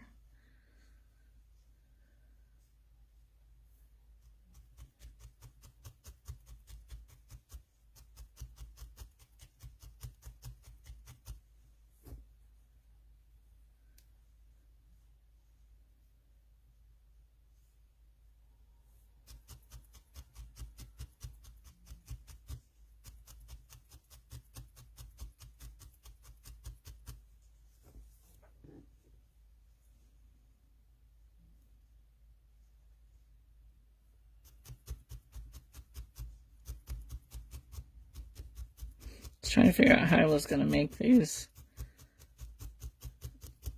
When I was kind of going over the plans, and I was like, oh, let's try making some little triangles and see how they work out. Yeah, there's actually a number of different ways that you can do them. So when I show you how I'm doing the feet, I actually got the idea for the feet from a friend of mine at Woolly Wildlife. She just completed, you should check out her Facebook page. She just completed a swan, and that's how I came up with how I'm going to do the feet. It's huge, and it is absolutely amazing. And she does feathers by taking some wire and putting wool in between two pieces of wire and then twisting them. And it's pretty amazing, and they really look like feathers. Yeah, he does match the bouquet today. But I think he's a little bit more pink.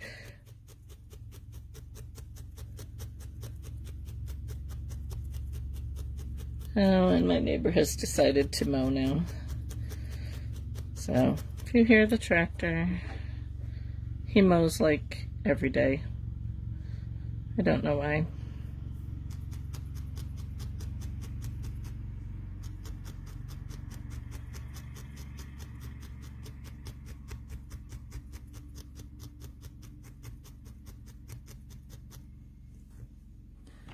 Let's see what I got here.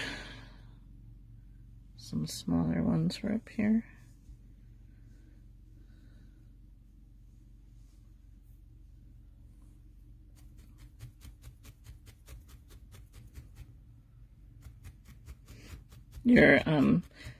Debbie, your bouquet today, that peachy color that you used is my mom's favorite color.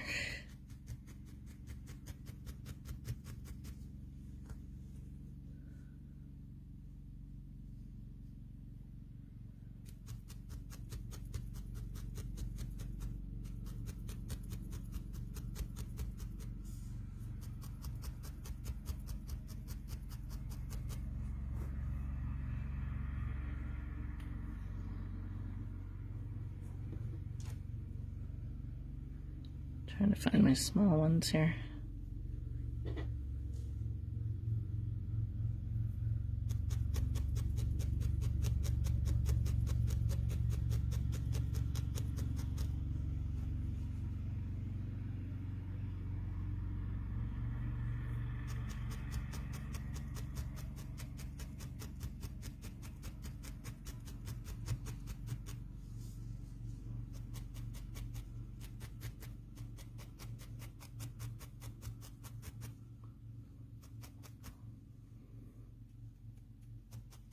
Okay, I think, cut this down a little bit.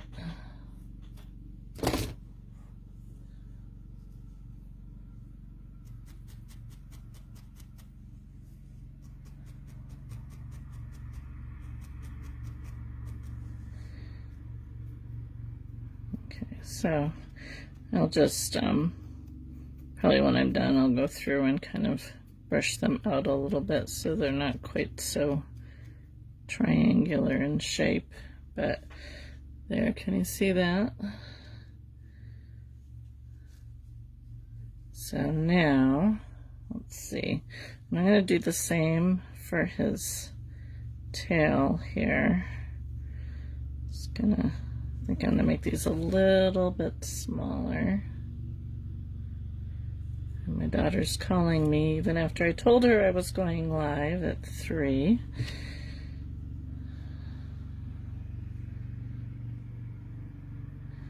Am I going to have enough? I might have to make a few more here. Let's see how I want to attach these.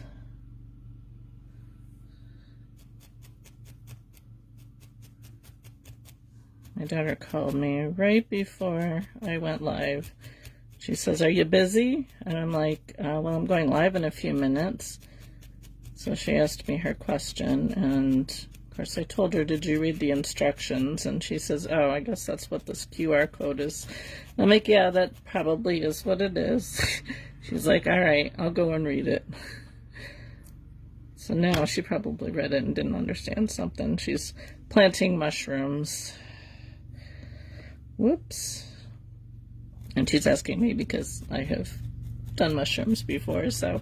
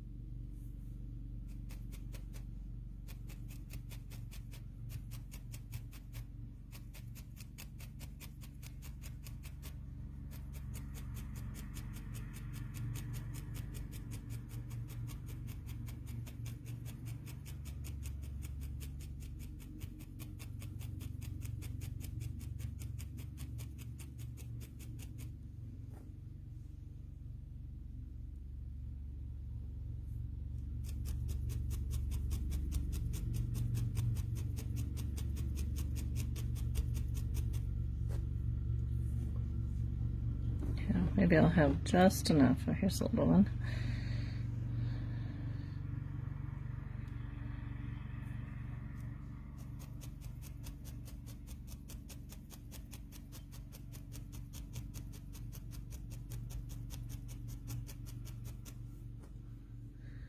One more.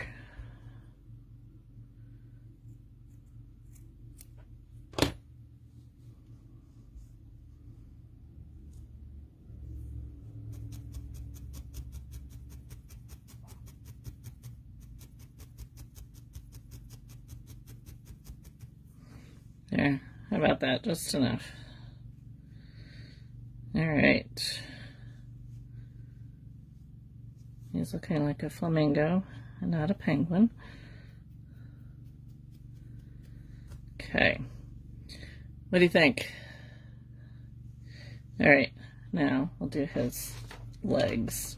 So I already did one, so I could figure out what I'm doing. So if you remember last time, we made the form with the wire, and I'm going to show you how I'm going to do the webbing on his feet. And again, Woolly Wildlife is where I got the instructions on how to do the feet. It's a little fiddly, so we'll see how we do.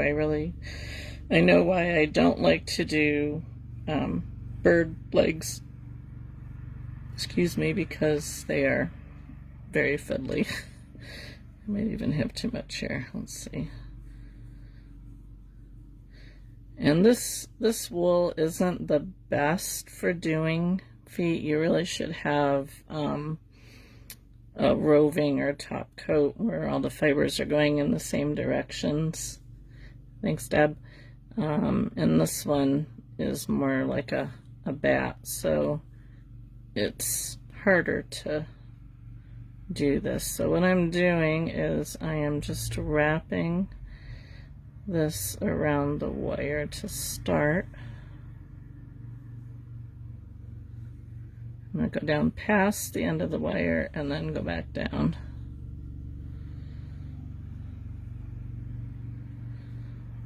And if I have enough here, I will do another one.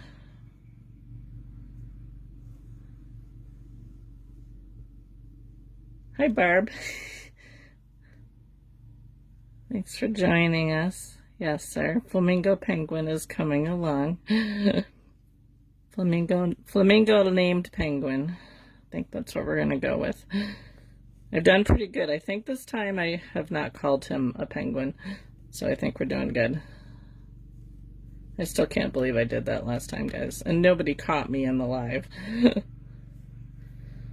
Although I think it was mostly in the beginning, so. Alright, so I'm just going to take the rest of this and just kind of go up here a little bit, and then I'm just going to just stab along the sides of the wire just to kind of hold it in place, and do the same on the little toes here, I guess I would call them. Oh, well, thank you.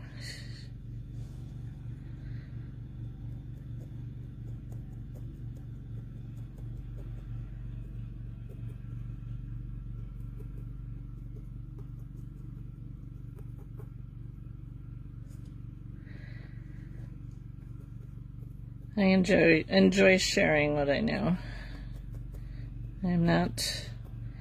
Don't know everything, but I am happy to share with what I do know.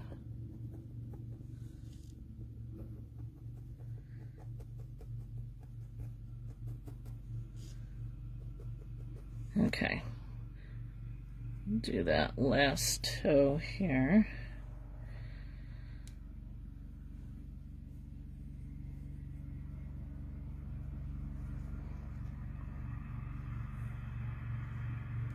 Try to anyway. Alright, I'm going to come up from the bottom.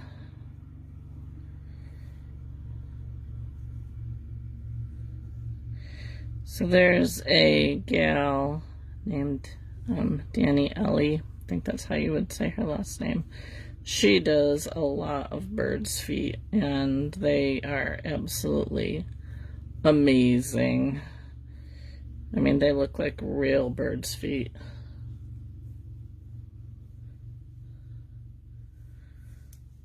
I'm like, yeah, that's too fiddly for me. If I do that woodpecker, I'm not sure how I'm going to do. Although, what I could do is not cover it with wool. I think a lot of times her feet aren't necessarily covered with wool. They're just wire. You can also, so I have a wax that you can actually use on birds' feet as well, but I didn't want to mess with that because I haven't tried it yet. Plus with the webbed feet. I mean, I know I'm pretty sure I can't think of her name, the gal over at Woolly Wildlife used some kind of wax on her swan's feet. Okay, so I have the little toes done here. So next thing I'm going to do is I'm going to take a thin piece of this wool and see if I can get this to work right. So what I'm going to do is I'm just going to kind of weave this in and out of the feet. This is how she did it. And I was like, oh, I like that idea. So it's all I'm doing is just kind of weaving it around here. And I'm going to actually open that up so it's a little bit easier to work with. And then once I get it all the way around, I'm going to work on felting it down.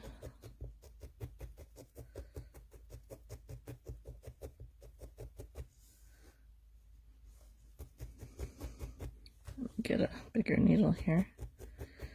I just have to be careful of the wires in there. So as I do this, it kind of gets stuck into the mat. So I just need to remember to kind of pull it up every once in a while.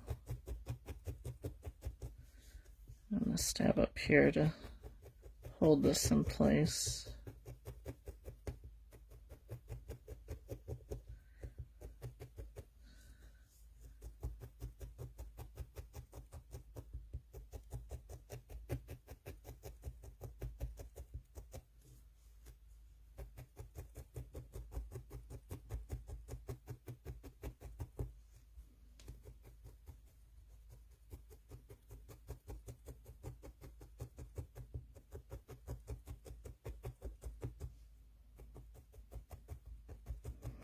Not the best feet, but That's why I like to do whimsical things, because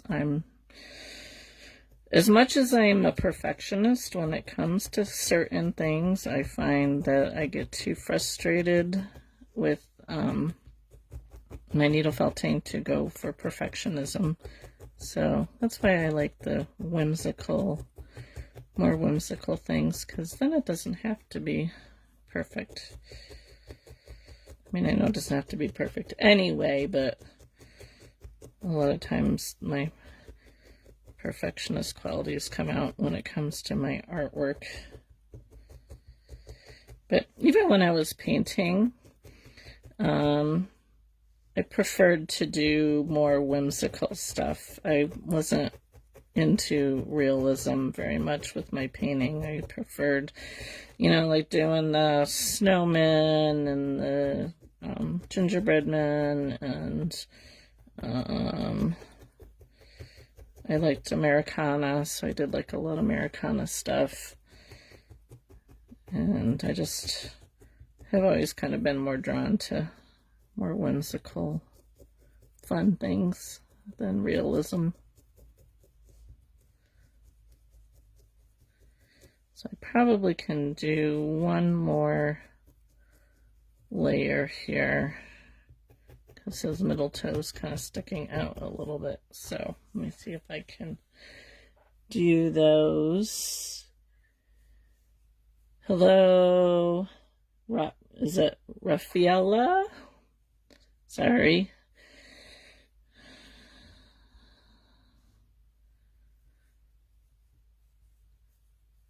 Spanish? Is that what you're speaking? I don't do Spanish, sorry. But glad you are here if you understand English. All right, let's see if I can figure this out here. Maybe I'm going to attach it over here.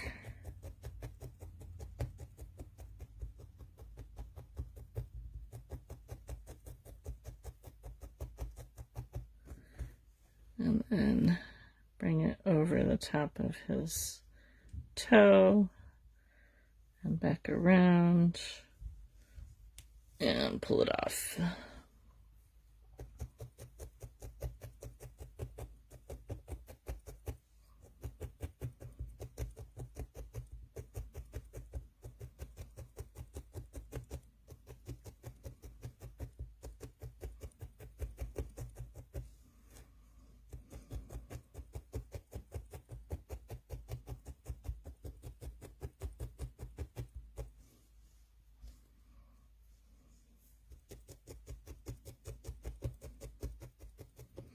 There are a lot of artists out there who make needle felted very, very realistic animals. It amazes me that they can do that.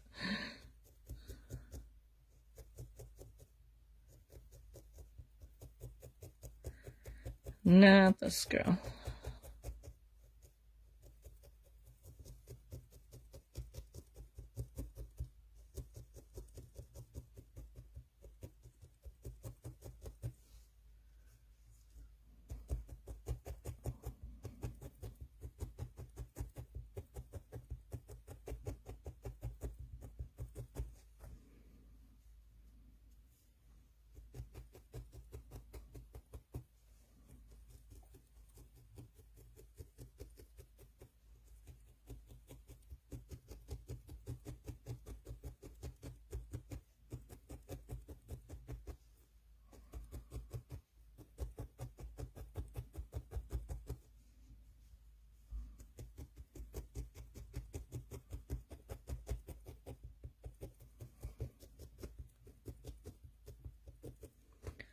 All right, we're going to call it.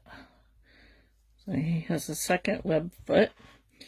Now I need to just extend this pink up his leg a little bit here. So I'm just going to take it and wrap it up his leg.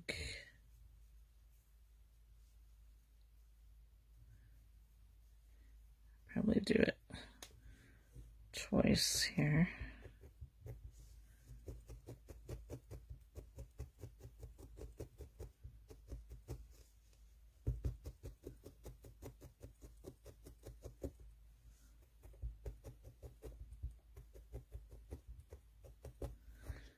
Put another one.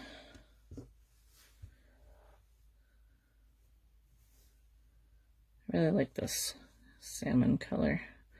I'm gonna figure out something else to make with it.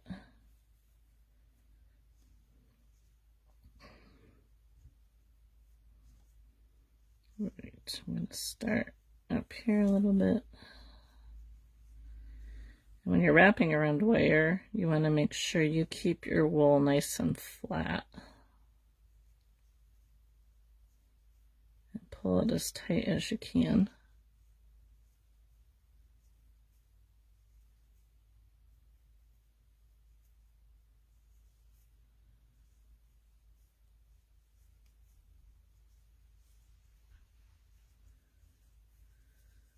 Okay, I'm just gonna twist it with my fingers a little bit here. Just secure it.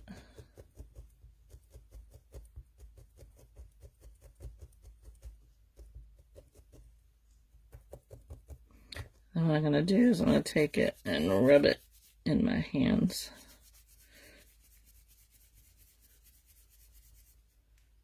And that helps to firm it down a little bit.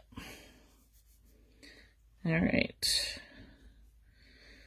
So where's my other leg? All right, so I got 2 legs here. This could probably get a little bit more felted here.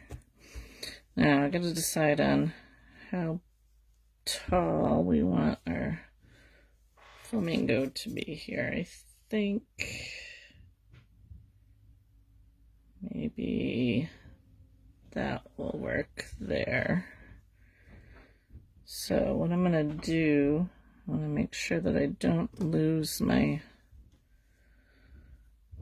wool here. I'm just gonna cut this extra wire off.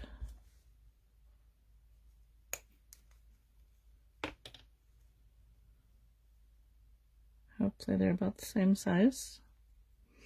Do I sell on an Etsy shop? I do not. I have avoided Etsy as much as I possibly can. I do have a website, however, I don't have any of my stuff listed on there except for my kits because I just hate taking pictures. So mostly my sales have all come through my Facebook page. I just, put stuff up on my Facebook page, and if people are interested in buying, they let me know and send me a private message, and I get their addresses and invoice them through PayPal. So someday when I have time to actually photograph stuff, I will maybe actually put the stuff up on my Facebook page or my website. All right, so they're a little bit long yet, but I don't know if I want to cut them down too much more. I have to cut the wool.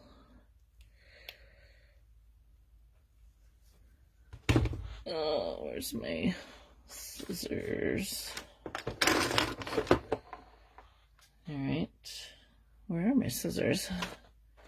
So I'll grab my other ones. Ugh.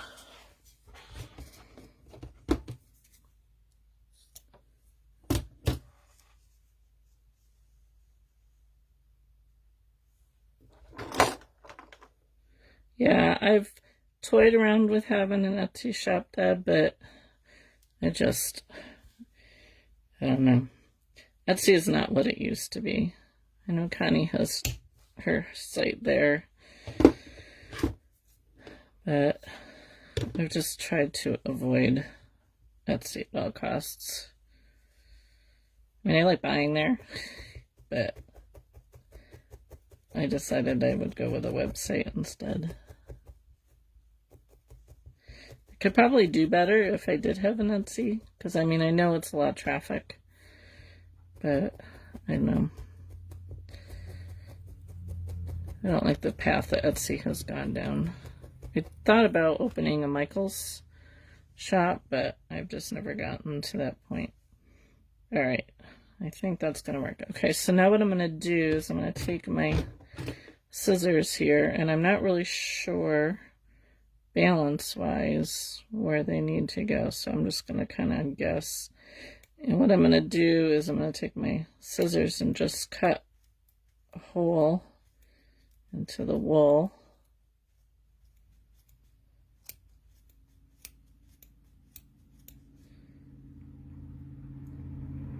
Right along here.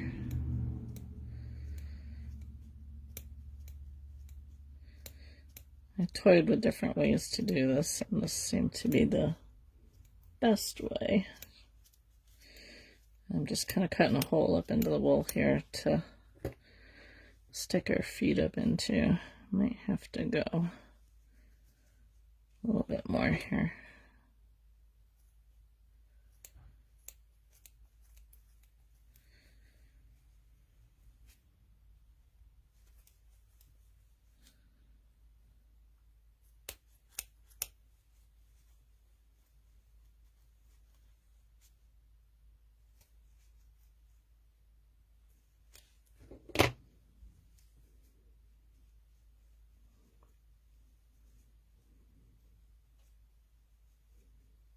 I'm going to have to pull some of this wool off.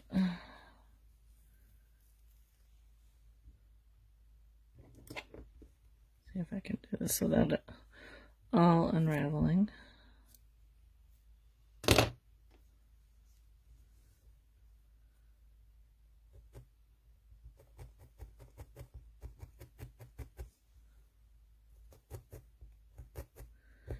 I debated about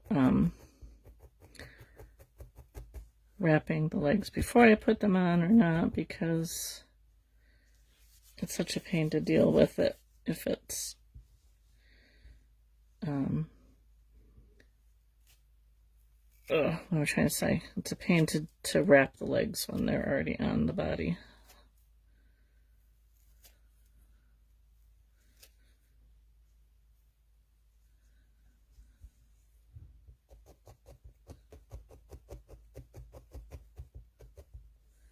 Alright, let's see if we can get them in now.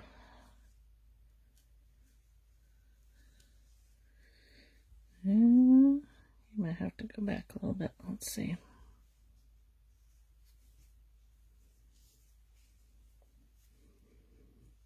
Yeah, I think they're a little too long. I don't know, what do you think? Are they too long? I think they're too long. I need to go a little bit shorter, I think.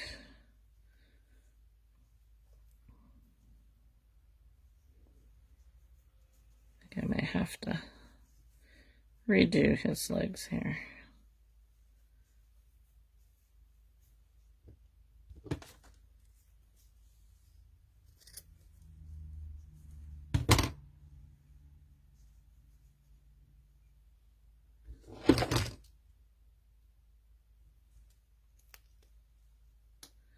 See, this is where I get a little flustered sometimes when I'm not quite sure what I'm doing here. So I can cut some of this wool off.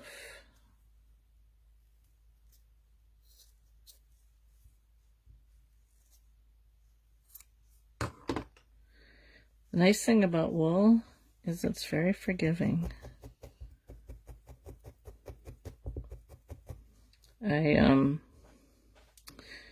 Christmas time, I made a donkey for a nativity for myself, and the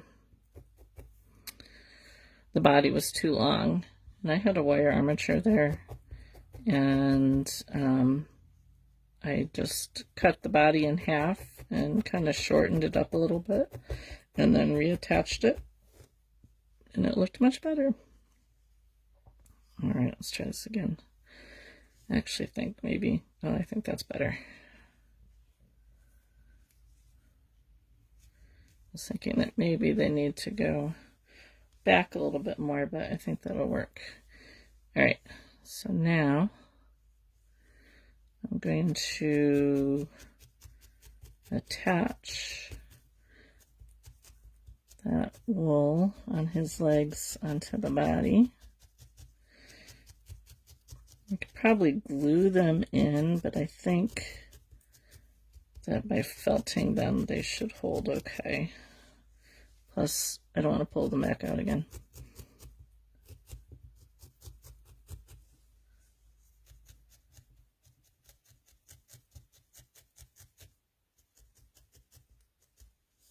Thanks, Chris.